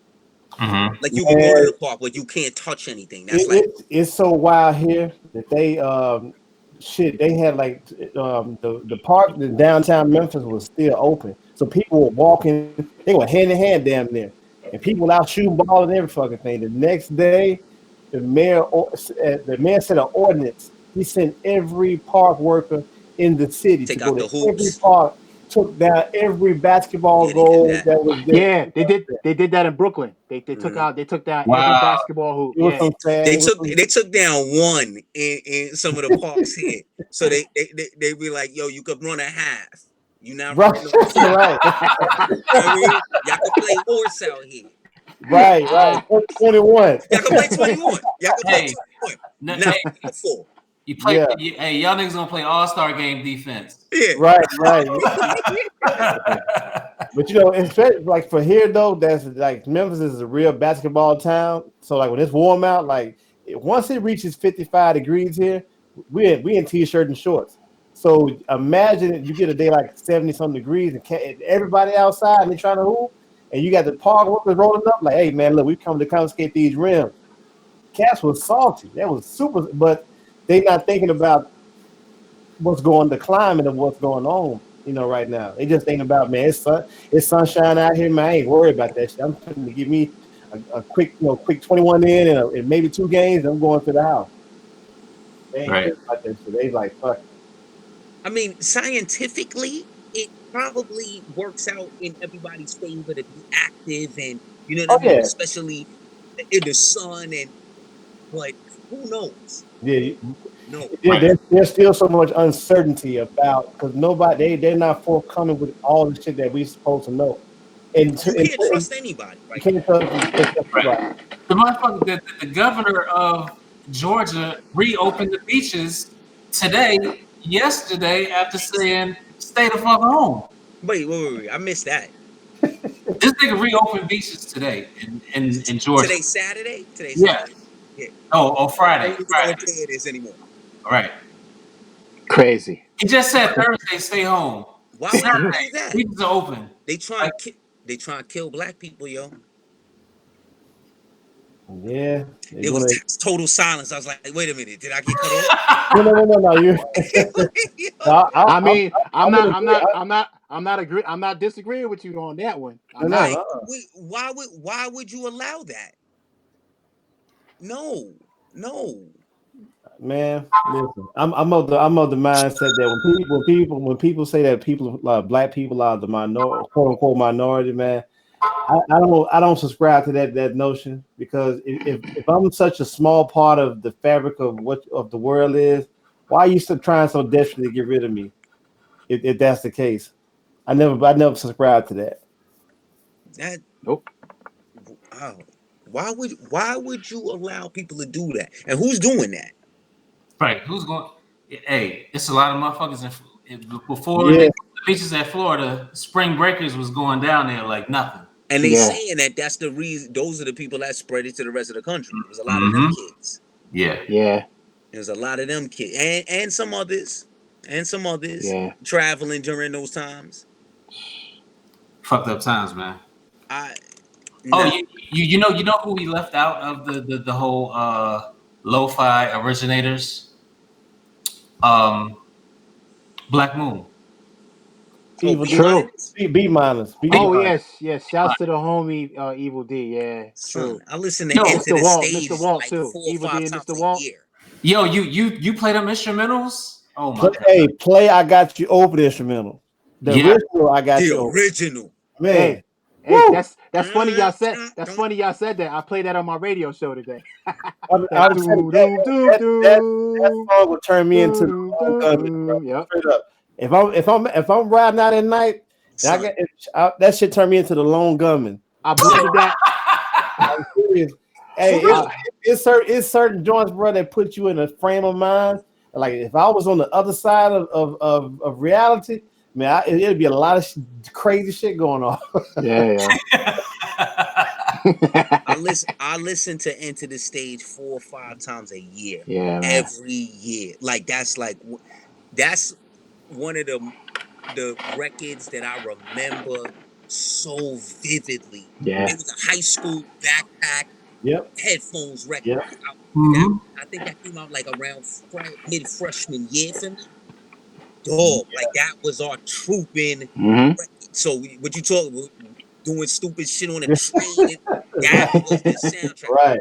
Funny when I DJ out, I would play like that type of soundtrack to get me amped to DJ. So I play Into the Stage. I play Infamous, Mob Deep. Yes. I play yes. like Royal Flush. I play Yes. half a mil. I play like Yeah, you be on it, bro. any You be on Timberland. You know what I mean?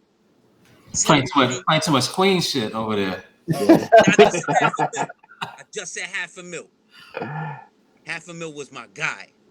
Oh, Half a mil. Half a mil was going places, bro. Half a yeah. mil was my guy, man. Man, rest in peace, man. 12-inch. I think it's green. I think he's on the cover. It's half a mil. I think AZ. That's on the firm joint, right? No, Oh, that's like that's a half a mil record. Oh, it's a half. Okay, it was his project. Yeah. half, man. Half was I was a huge Jay-Z fan. Half was in the same lane as Hova for me, like in 95, 96. Like straight up. If anybody, I could have argued to somebody that like, yo, half a mil is nicer than Jay-Z. Like No. 96. And, Because freestyle, half spitting like 5% knowledge in the shit. Half was ill. And he was making his own beats. He was? Oh, I didn't know that. I didn't know the that. first No. two singles, Any Day Could Be Your Last, and Crazy. Another Homicide Scene. That's half a mil. He made those joints. Wow. I didn't know that. He made them joints and pressed them shits up himself. That was an independent record. Like Mad Cats was doing that like 96. Mad Cats. Yeah, half a mil was my guy, man. Even more than AZ, even more like half a mil. I thought he was gonna be super special. I think he just like he shouldn't have been with Nas. Like that was in the right lane for him at that time. Because they was trying to do that glitzy firm shit. Right.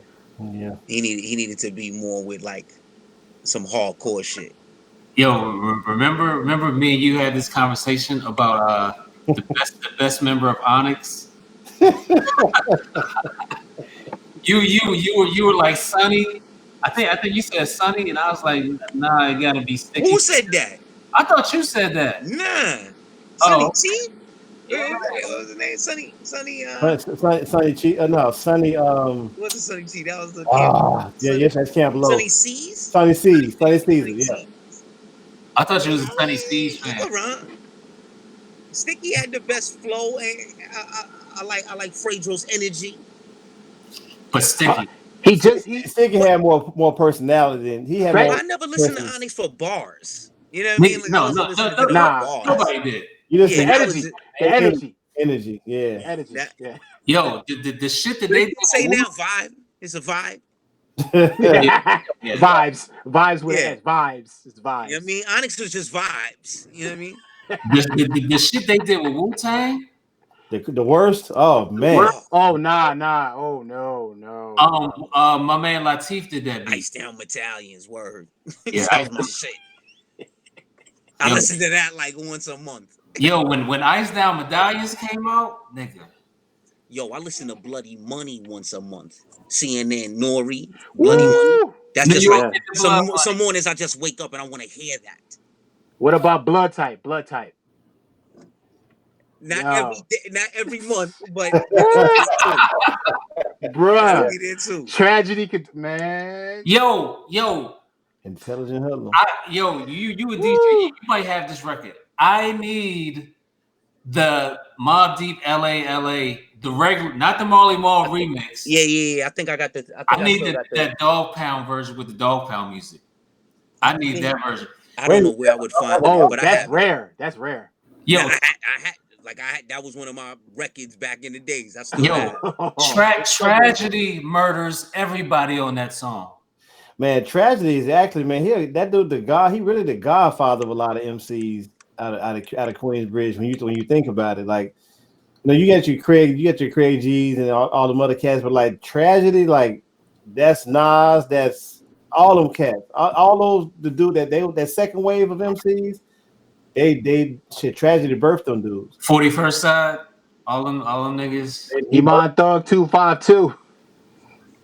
Yeah, he birthed them dudes. Thug, calm down. Oh man, woo! What was the other one that Y'all take me back to my weirdhiphoplives.com. Bruh. Oh my When I was god. ordering all these records. Shit, bro. That was to me, that was the golden era of the white label. Yo, Yes. Like yes. that was why was that Queensbridge Finest so whack? That Queensbridge Finest. You thought it was whack? Yes.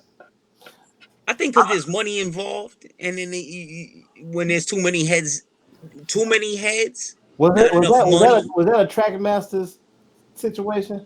All of it. Hold up. Let me look, because I did like. I'd be lying if I told you. I did like Nas. I did like Nas and Prodigy rapping over the MC Shan joint, but I mean that was the best record on the whole album. Wow. To me, yo, Golden Era, Maverick is still making beats. Okay. Yeah. Yo, you making beats, man? Who? Quartermaine? I ain't doing nothing, man. I'm playing. You know what I did today? You play Uno with your kids? I tried to save my seedlings. We planted cilantro and lettuce, and the wind, the heavy wind yesterday knocked over my seedling joints that I started last week. So I saved some, and I had to replant. I had to resow. So that's what I was doing.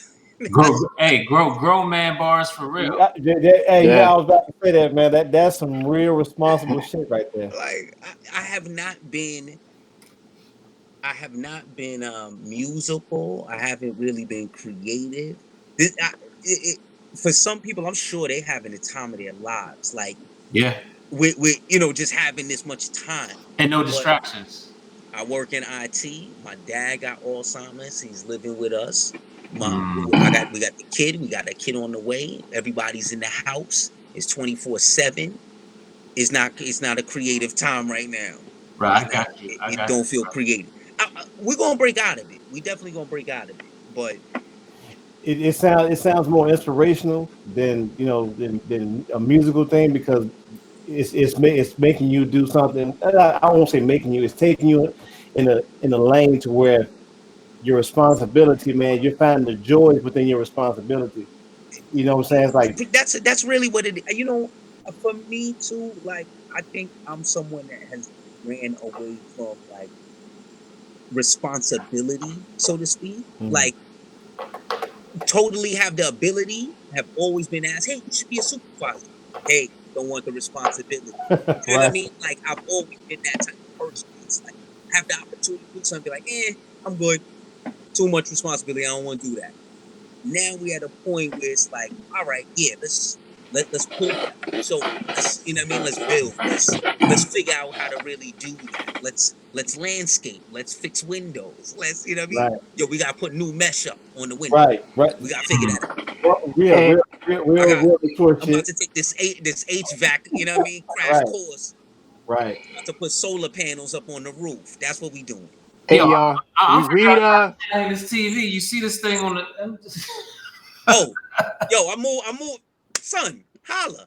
My tool game is heavy. Pause. But hey, y'all. Read Fat Von Free's comment, yo. What do you say? Crazy. He said, he need Quartermaine narrate his next tape. He said he just out playing the urge and it sounded sinister as hell.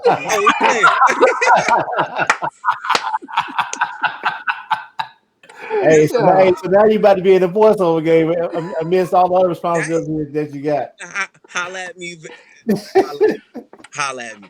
That's something I always want to do. Voiceover shit. I just gotta figure out how to make it work. Yeah, how to make it work. Yeah. Fat Von is dope. Yeah. Hey, your vocal times won't be wasted with that guy. Yeah, they got the math. Yeah, man. Just we're gonna figure out the creativity, and you guys been paying attention to IG and everything? Obviously, we on YouTube. Yeah. So you've been watching the battles. You've been watching DJs. Maybe you've talked about this in previous, but quickly, what did everybody think about the DJ thing? I think it's getting saturated. The smaller DJ is not winning at all. Can I say something? Can I say something? Go ahead. Yo, I think once D Nice set the bar, everybody kind of, you know what I mean? Once they saw what he was doing, they were like, yo, it was crazy. Like, other celebrities were coming in on his feed and the numbers was going up. They were like, yo, this is kind of crazy. So then everybody else started doing they saw that, then they started doing that after that. So, right. But I think too, man, I think also it's like whenever the little man, quote unquote, has a platform that they're using or rocking with, it's kind of like when the first time out, I used to think about South by Southwest. South by Southwest didn't have a lot of major label headliners at first, right? So when things started, when the record company started to like take a nosedive, that's when you saw a lot of your major label artists type of artists were doing not Coachella, I'm sorry, South by Southwest and A3C. Although A3C had a little bit of that sprinkled in already, but it's like, so it's kind of like knocking out like South by Southwest. I saw a lot of people who were like mid-level, like indie people that were getting like pushed out the way for bigger names and shit like that. So to me, that's kind of like what Instagram is going now. Like all your major people, they want their attention, they want their fan base. They still out here, they still thriving, trying to thrive within all this chaos and all that good shit. So I do notice on Instagram when I do go to Instagram, it'll show me like on my live, it'll show the person with the most viewers first. I don't know. I figured it was doing that. Yeah. Yeah. I'm a tech nerd, so I've been following the advance of the DJ kind of culture as it pertains to online presentation. I've been a Scratch Vision member for 10 years. Yo, DJ Scratch Vision started like 2010. We was on tour, Diamond District. Me and EXO in the hotel room, we got Wi-Fi. And I get the email that Kid Capri gonna be on Scratch Vision. I'm in Switzerland. That's how much of a DJ nerd with this thing is. You know what I mean? Boom. I'm watching Kid Capri doing 52 beats live. Scratch Vision. Scratch got the 3 camera view, the scene switching. This is Scratch. Put a 1 up in the chat room. Exactly. If you're put a 1 up in the chat. Exactly. 2010 Scratch been on that. Exactly. All the way up to maybe 2 years ago. Got into the 45s, right? So started buying up the 45s. I don't even remember how it came across my timeline. Somebody sent me a link and was like, yo, you seen this, brother? It was DJ Ace out of Brooklyn. Yo. Shouts out to DJ Ace, yep. Ace do a show and has been doing a show for 2 years. Every Sunday. Every Sunday. 7:30. Yep. Periscope, IG, Facebook. Like YouTube, 3 cameras. Yep. Camera on the mini turntables. He got the whole killing it. Cat's been killing it. And I've already watched tons of Kenny Dope, Masters at Work, in the club. You know what I mean? I've watched tons of DJ videos. So by the time this rolls around now, Rome gets on the first Thursday, DJ Stylist. So he's in the Zoom room. So him and his homegirl, they set up the Zoom. They got like 57 people in there. You can see the screens. I'm like, yo, I never saw this piece of it where you could see the other people. Because even with Scratch Vision and even with Ace, you just watching them. You know what I mean? But what I like about it is you watching the turntable. And for me, I want to see how you cut in. I want to see. I'm not just looking at your face. I want to see the turntable. Yeah. Right. And especially if you're switching records, I want to see it. And so, boom, all the way up to the first Thursday of the quarantine, DJ Stylist go on. So he go on the Zoom joint. I'm watching it. I'm like, yo, this could be a thing. Friday morning, I call my man. I'm like, yo, son, if somebody get they act together, you know what I mean? Somebody that got a lit IG, whatever, they put a Zoom joint together, it can get to the point where people gotta pay to get into the room. That's what I'm telling them Friday morning, right? So I'm like, yo, this shit can get to a point where it's like, you got DJ so-and-so, and I'm just naming like celebrity DJ. I'm like, yo, and they doing a party, and you gotta pay to get in the Zoom room. but everybody's in the room. All right, this is Friday. A girl at work that used to work with me, she doing smoke breaks. Older lady. She got the DJ. She was on like some techno house joint. One day we outside talking. She's like, "Oh man, I was up all weekend. You know what I mean? And I'm tired." I was like, "What you was doing?" She's like, "I was doing a 72-hour virtual DJ festival. This 2 years ago." So I was like, "What you talking about?" Pulls up her phone. She a web developer. They got whole virtual, like, think of like a role-playing game.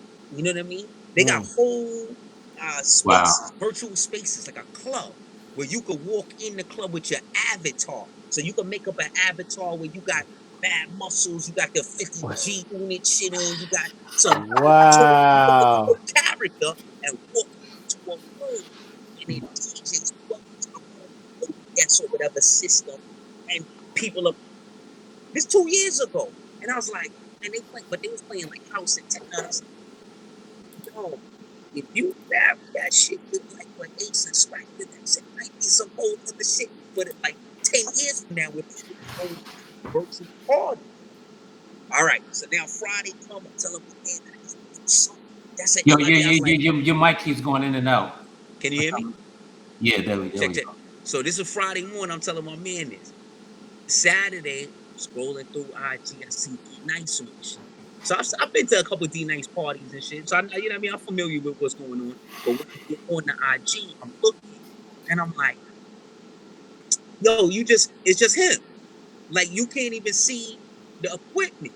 Right. And then I see it all. So first thing I seen was the numbers. Oh, we got 150,000 in here. Because I'm not on the rest of social media. So I didn't get there because somebody told me to get there. I just followed D-Nice.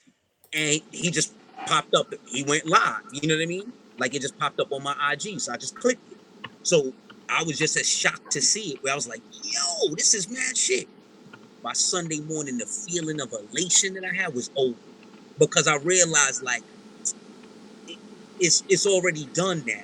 You know what I mean? Like if D-Nice, and no disrespect to D-Nice, but he wasn't bodying.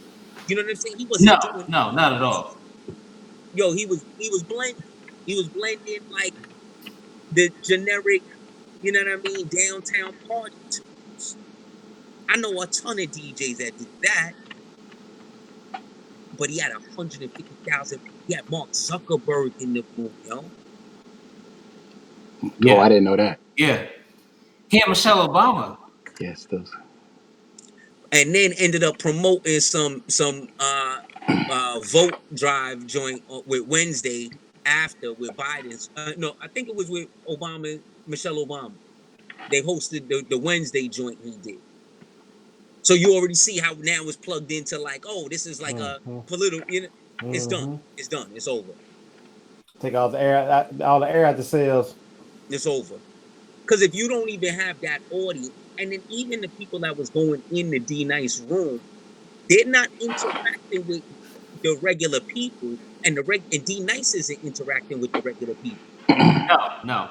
He's just shouting out the superstars. And that's what made it whack. You know what I'm saying? Like that's what made that. I heard a few people say that that's what really made it whack because, you know, those people that are A-listers or whatever you want to call them, you know what I'm saying? They're just there to be seen. They just want to be seen at the party. You know, meanwhile, the people who help build you and who bought records and who supported you on your DJ, whatever you're doing, those are the people that, you know, should mean the most because their appreciation for you is probably gonna be a little bit more genuine than someone who's just there, you know, because they saw that you had a bunch of lofty numbers and they just wanted to be a part of the whole scene or what have you. That's exactly right. That is exactly right. It Yo, was Mentplus, you good now? yeah, that it killed the vibe because as the little DJ, and not that I consider myself the little DJ, but like what's the point? What's the point? So like to me, who really murdered that whole shit, Lord Finesse. Lord Finesse's IG. Oh my God. Lord Finesse was playing so much heat because he was playing like STEM versions of stuff that you just not gonna have. It wasn't no Right. generic, and he was getting busy with the cuts. You know what I'm saying? Like he was from break beats to classic rap to Lord Finesse bodied it. Primo had a good set too. But other than that, it was like, all right, I'll just stick to scratching bass. Yeah. Ah, okay, So we can hear you. It's just mad air, like okay. on your. Um, Yeah, I can hear you. I opened up for Lord Finesse in LA a couple of months back.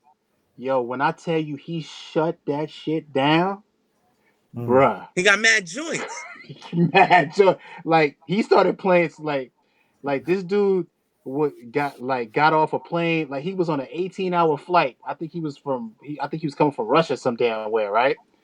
And then he got off the plane. I was like, yo, peace, that's what's going on. All right, all right.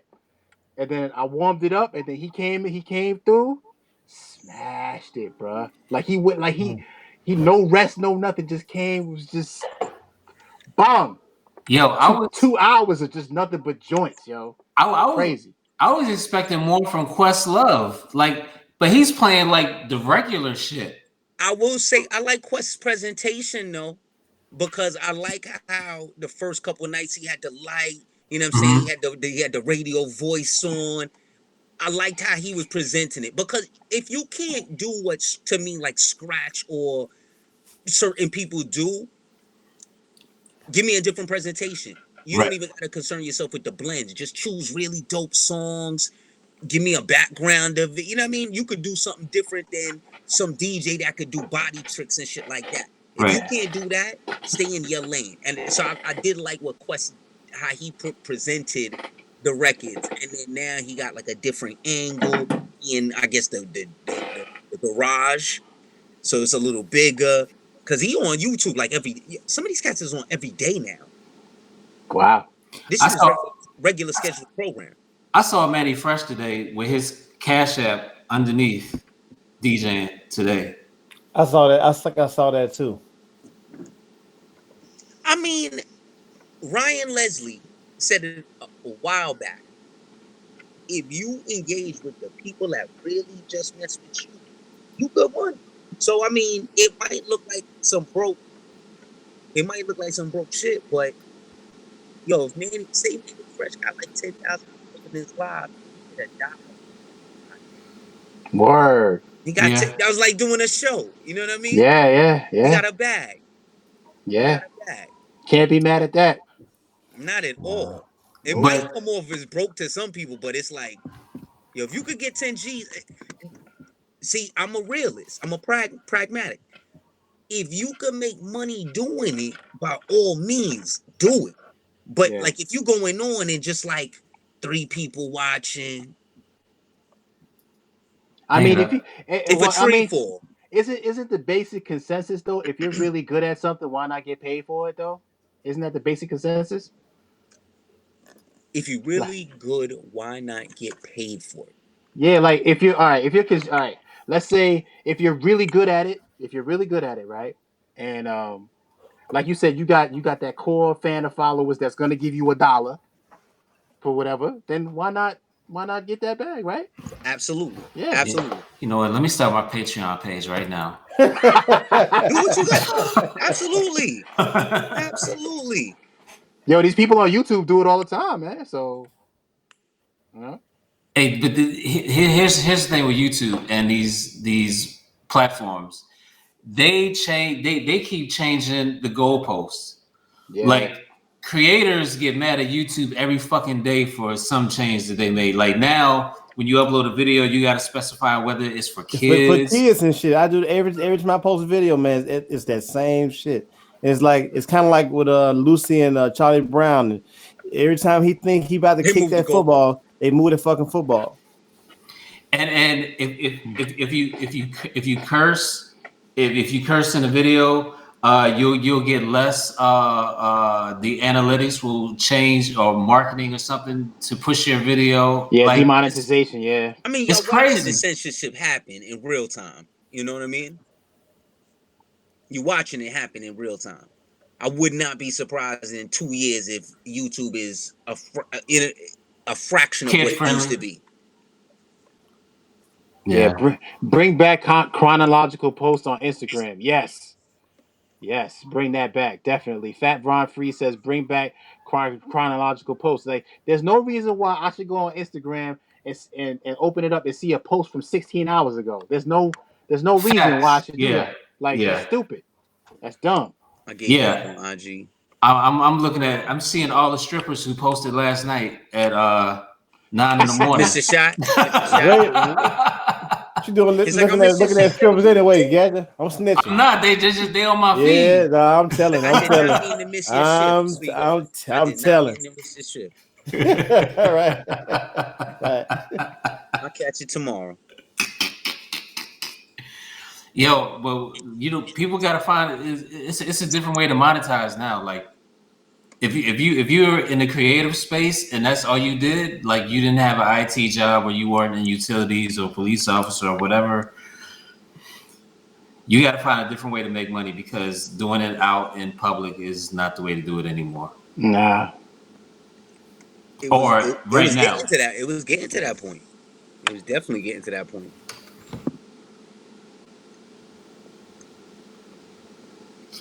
I mean, I wish I had solutions, but I'm right now I'm trying.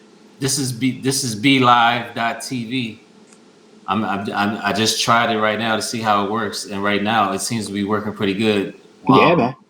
When you play music earlier, it didn't sound too good. I think really Instagram and Facebook have better sound as far as all the streaming platforms. Like Zoom is terrible. This is okay, but like as far as music, I mean, you're stuck with Instagram, and like for live, you're stuck with Instagram and Facebook. Yeah. As far as platforms for that sound good, unless you just want to record the shows and then upload it. But if you want to do live shows, then you're stuck with those platforms. Right. But yeah, You're like an expert at this. You should be consulting. I should be, man. Like that's your paper. You know what's weird? I had this conversation with Mentplus last night. A lot of these DJ dudes are creative, but they're going on Instagram saying, "What should I do?" Like, dude, you're creative. Like, why are you asking this question? Cause like I said last night, you could lead a horse to water, but the drinking part, hey, it's up to the horse. So I think a lot of people actually are not creative, and this is proving that. A lot of people were just kind of following the leader, to be honest. And there's a lot of copycat shit. And now if the people that really got their pulse on it, that do the creativity shit, if they're not out there or showing you what they're doing, that's cutting off the stream of a lot of other people that can't even figure out what to do now. Because it was just following everything else. Yeah. That's like that point I was making earlier.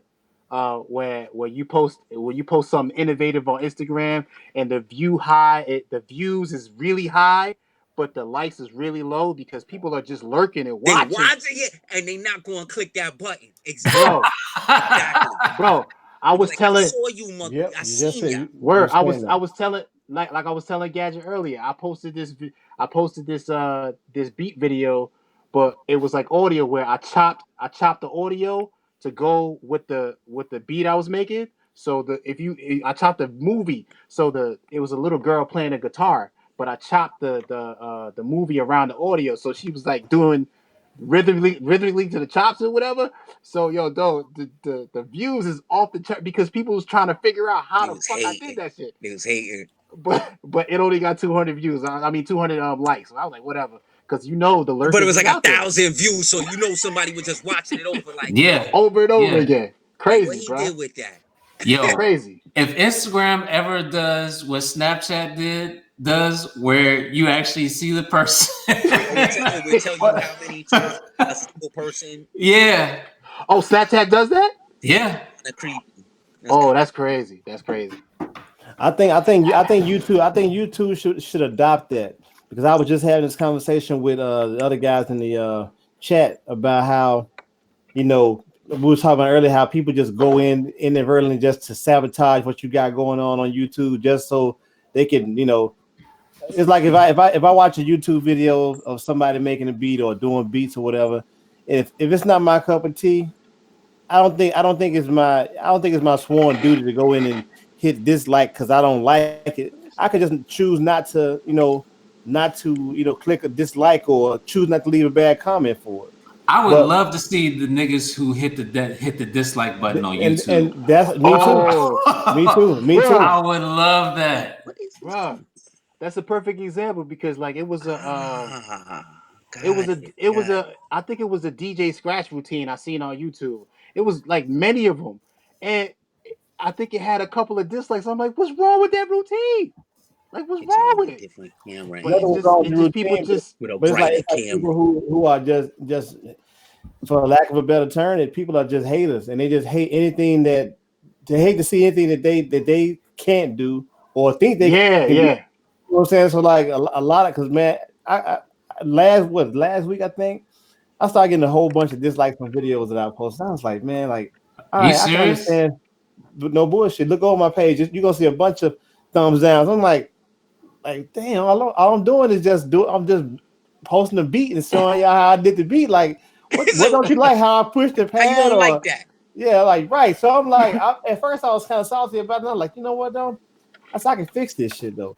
I just went in there and started every beat I post after that. What I would do, I would disable the like and dislike shit. Now I know that kind of sounds juvenile, but it ain't really juvenile because I'm like, I'm not gonna give you ammunition to do this Right. to sabotage me That's for what the just news do.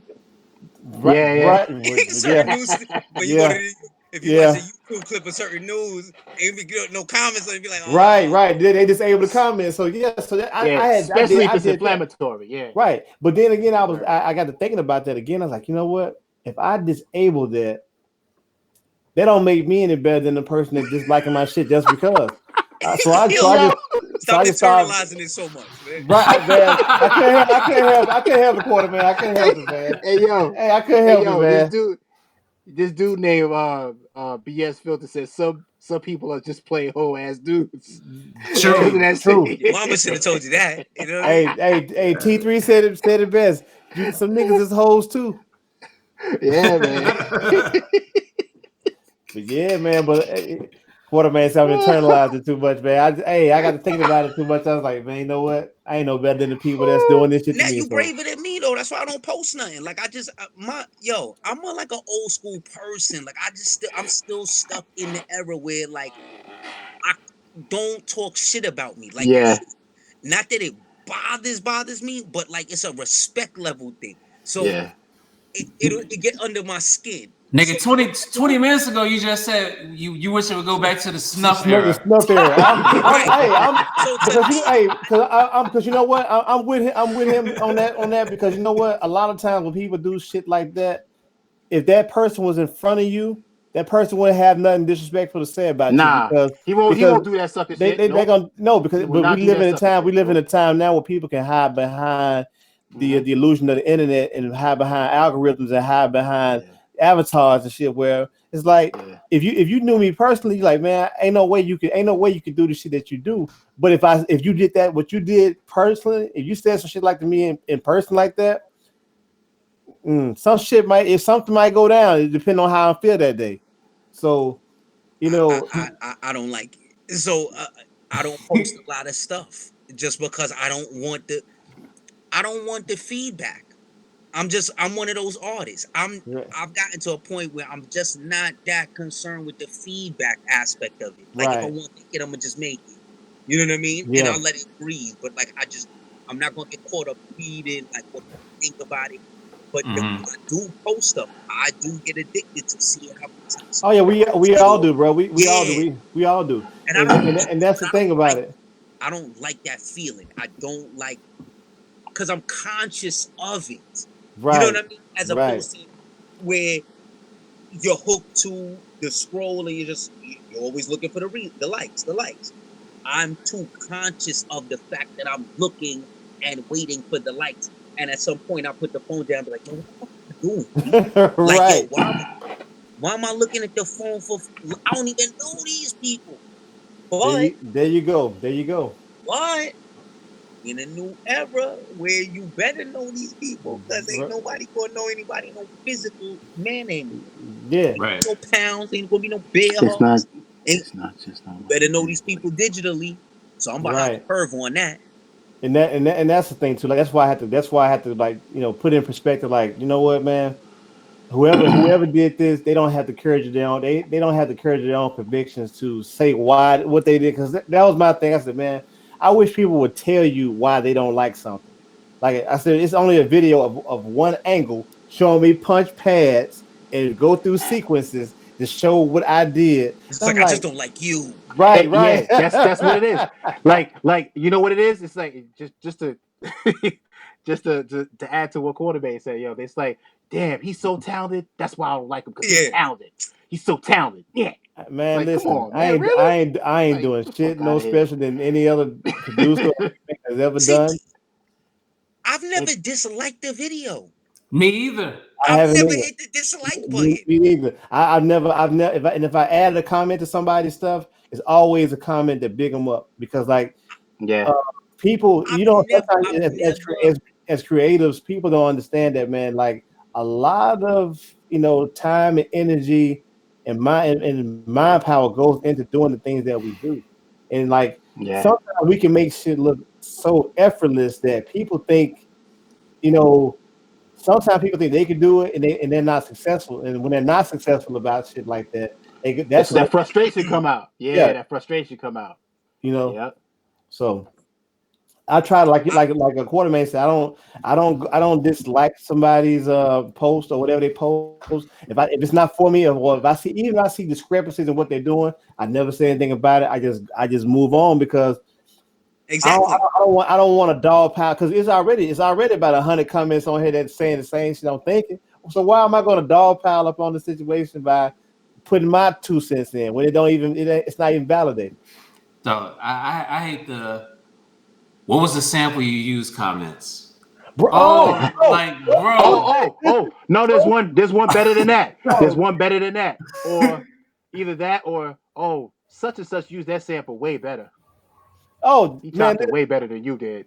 Like, earlier, okay, thanks. a person shot up on me and said, "Hey, you use this sample, but why didn't you put that? Why didn't you let us know that you used that sample in this video?" I was like, and it was two ways I thought about that. I said, either this is somebody that's trolling me, or the person who left this comment is a part of the band that I use, and they just trying to let me know they know that I use their shit.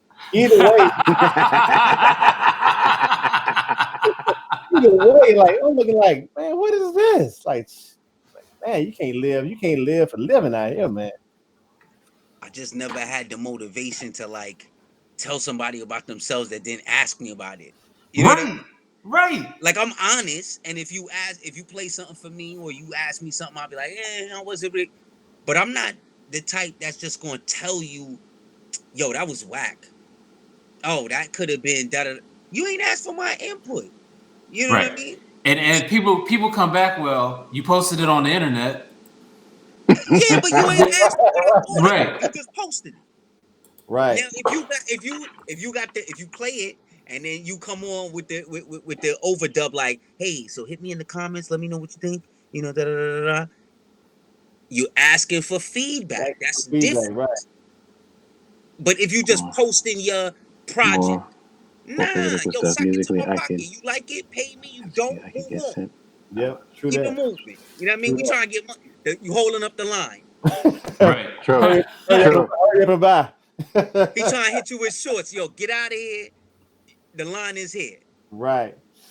But yeah, man. So tomorrow's a new day. I'm probably gonna post some shit tomorrow, and I'm probably gonna face the same ridicule that I did, weeks before. But I'm learning how to live with it. It's like learning how to live with psoriasis or some shit.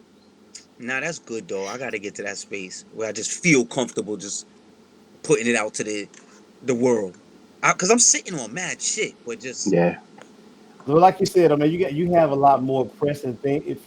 Real life is the priority right now. You dig what I'm saying? So like when that space and when that time for you to unleash all the goodness that you do have, uh, that time you'll know when that time is. Yeah. It sound like you're a preacher as well on Sundays. No. That was very well said. I felt the spirit in that one. I'm probably the most easiest dude on this panel right now. Yeah, hey, that nigga's a heathen. When you ready for the goodness to pour out. I'm just a grandson of a preacher. That's all. Shouts to DJ Widebody in the chat. Oh, hey, Widebody, DJ Wide. I want to thank Widebody for blessing me with beats for Hayes' album. Like, listen, man, I hate that dude. But go ahead. Like, Which never. DJ Widebody, he's in the chat. DJ Widebody. Problem. He is a problem. Originally from New Jersey. Oh, wow. Jersey. We call him the Jersey scumbag. He's like a mixture of hip hop and The Sopranos. Jersey? Fucking Giants fans, man. But that dude, I'm telling you, he got some of the most energy provoking music. But he played the humble so well. So anytime if you ever see him out on IG or Facebook, curse him out just for good measure. Shout out to that man. Give him a thumbs down. Yeah, right. Hey, he might find you and hurt you though. Yeah. Hey, I want to thank all of y'all for getting on the panel tonight, yo.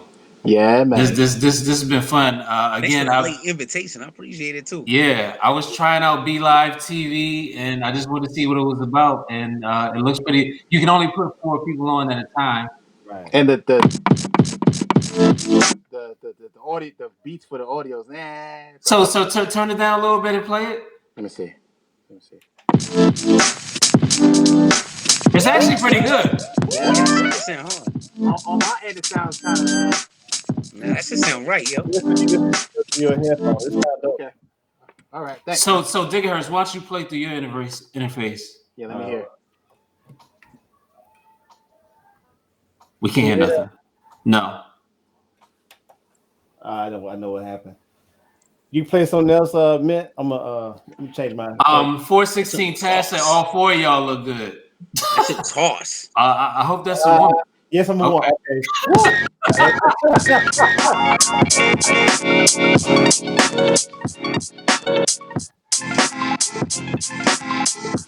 Oh, this is way better than last night.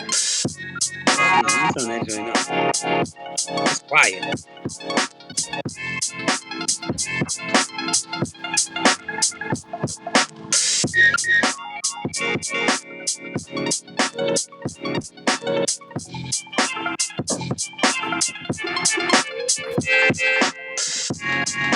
That's that leave me alone shit.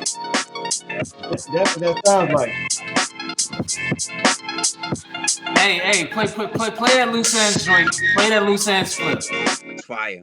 Play that loose ends flip. It's fire. Loose ends? Then you said SOS band. SOS band. Ooh. Okay, let me find it.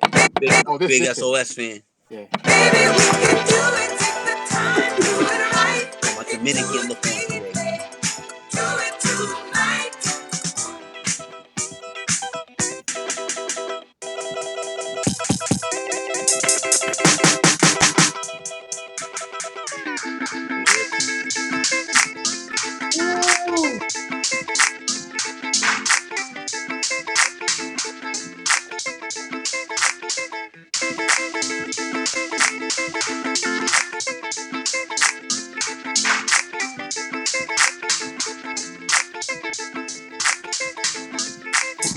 Somebody said, what's the sample?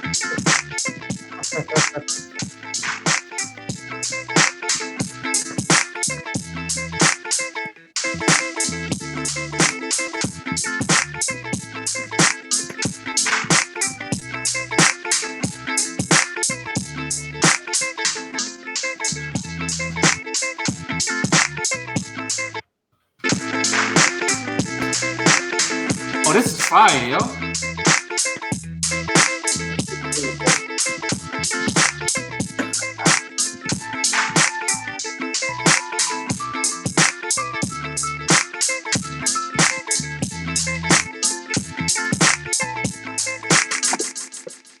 Yo, that is way. This sound is way better than last night. Yeah, because on my end, I can barely hear the beat. On my end, I can barely hear it. No. Can you hear this gadget? Yeah. Yeah, I can hear that. That sounds nice.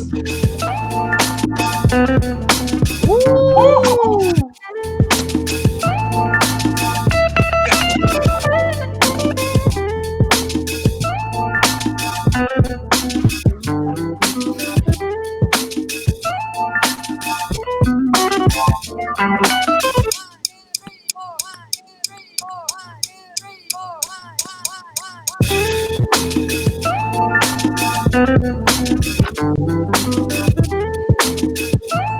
I don't know how that sounds. It sounds good. Sounds wonderful. Sounds wonderful. Rick Ross want that. That's Make sure I save Right. this. Yeah, Rick Ross want all that. So the beats sound better on this app than the other one that we were using last night, right? Okay. Yeah. So we probably just roll with this one then. Yeah, Zoom is trash. Yeah, Zoom is trash. Definitely trash. I think it may be too many people on Zoom. That might be the problem. Like nobody's on this. Like one of them. Or it just might be the digital the thingamajig. I can't think of the damn turn of the phrase. Bandwidth. It's trash. Yeah, it's trash. Fuck it. Hey, hey, Floor was like, yeah, man, this academic, like, fuck it. Hey, I want to do one of these tomorrow with 3 beat makers. Okay. Yeah. I think think you like how he just called me out? Like, oh, you got some on deck? Yeah, we're going to do this again tomorrow. Just sans the non-beat maker one. Nah. No offense taken. Cause I ain't gonna play shit either. Yo, yes, he is. He gonna play that one beat he did on the 404 before he sold it. Dog. You don't want to hear it. I made some joints on the 404. Two-Tone let me borrow the 404 for like 4 months. Oh, yeah. Yeah, I made a couple joints off of that joint. Mm-hmm. Okay. That shit was alright. I liked it. I might get another one of those if we make it back outside. Yeah, right. Eventually, right? Yo, son, look at I just caught this. This came the day before quarantine. Oh, this was gonna be my spring. Oh, so you a low? Oh, so are you a low head like me, huh? Okay. Now, So you know about this? Okay. that was gonna be my spring fire. Hold on. I just happened to be in the basement where I got some of the. Hold on. Oh man, I'm about to pull out some pieces too. I just happened to be in this. Oh shit. Oh wait. Hey, wait a minute. Hold on. When is Ralph Lauren gonna make the polo mad? Happened to be in the basement where we got. Right. Hold up, God. Yeah. Hold up, God. Wait a minute, God. Hold on. I got that low too, baby. Hold on, baby. Yes. Hold on. Hey, Ralph Lauren said the word nigger. It's fun. So you said it too. Even with not going outside the house, like I said, as in this age of enlightenment over the last 2 years, even that was one of the things because I had to pull back cop, and it was right before he. It was right before he released it. Man, he would get the room had promoted, man. And I was like, you know what? I ain't even copping nothing. I bought one shirt last summer, and I was feeling kind of naked. I was like, damn, I ain't even cop nothing. Like, I'm trying to get out of this consumerism. But I was like, you know what? I want a yellow raincoat. I'm going to stun on them this spring with a fire-ass yellow raincoat. Shit came a day before quarantine. It just been in the plastic. Yeah, that's another thing too. All the mail. Like if you got mail out right now, it's chaos. Luckily, I got it right before the mail stopped, but I ain't got no way to wear it. Like I'm not wearing that to Home Depot. Like that's COVID proof. Hey, it's. I saw a chick in Walmart. She was walking around like it ain't no pandemic going on. Man, like she's still trying to stunt. Yeah, she was probably just to the nine. Walking around in yard gear. When you see me outside, I look like John Connors in Terminator, like ready for war. Ready for war. Yo, I almost snuffed a dude the other day because he oh walked shit. mad close to me. Like me and him definitely had words about it too. Like anybody not practicing their social distance is getting this super, super loud growl Yo, so now. it's really cats out here violating people's personal space still after Yes. all this? Yeah. You know what it is? Is people are aloof, man. People be in their own worlds and not paying attention. But that's one of my biggest pet peeves. I hate when you're outside and someone's not paying attention. Because you're supposed to be on super alert when you Yeah. outside your house. You know what I'm Yeah. saying? Like your head on swivel. So Yeah. when people the type of shit where people just walking down the street and they in their phone, not Yeah. realizing you right. I'm the type that would stand there with the stiff arm. You know what I mean? Where they just Yo. walk into you and you like, oh, These the same people that walking underneath pianos and shit, like exactly. dumb shit, like But crazy. now you could really get screamed on super heavy, Yeah. like because it's a different level.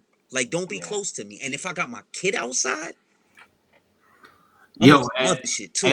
at the Walmart I went to, they could only have 100 people in the store at one time. So they were like counting like 10 people out, 10 people in. That's about to happen here, man. They about to start regulating that shit, man. Like, only could be so many people in here at a time. Yeah, And Home Depot, they only let like in like 5-6 people at a time. Home Depot by me. I was on that line. I was on that line last week. Yeah, it's crazy. And what's funny is I said to the dude when I like the security guard, I was like, yo, I like what y'all doing, because I was here the week before and I was a nervous wreck in it because it was just way too many people. Okay. Nobody had no respect for anything. Out of pocket. I got my mask on, I got my gloves. I'm just like, yo, I don't even feel comfortable in here because nobody seemed to be in a COVID state. You know what I mean? Yeah. So even going back, I was a little hesitant. So when I got there, I was like, I'm gonna get there as soon as they open. And seeing people lining up, I was like, oh, what they doing? And then when I got to the line, it was like, oh, they only letting in X amount at a time or whatever. Yo, yeah. I was like, okay, yeah. That felt a lot different. Because it took me like 2 hours to get what could have took me like 20 minutes. But I was letting people like walk, if people was in the aisle, I just wait at the corner of the aisle, wait for everybody to clear out. Yeah. Down the aisle, get my shit. People start coming down the aisle, I'll leave. I'll wait again. Like, I wasn't playing that, man. Yo, is the weed man still getting his money? I just came from him, man. Yeah. Oh, is there any doubt? But funny enough, though, they not really. I know some cats not taking cash no more. Wow.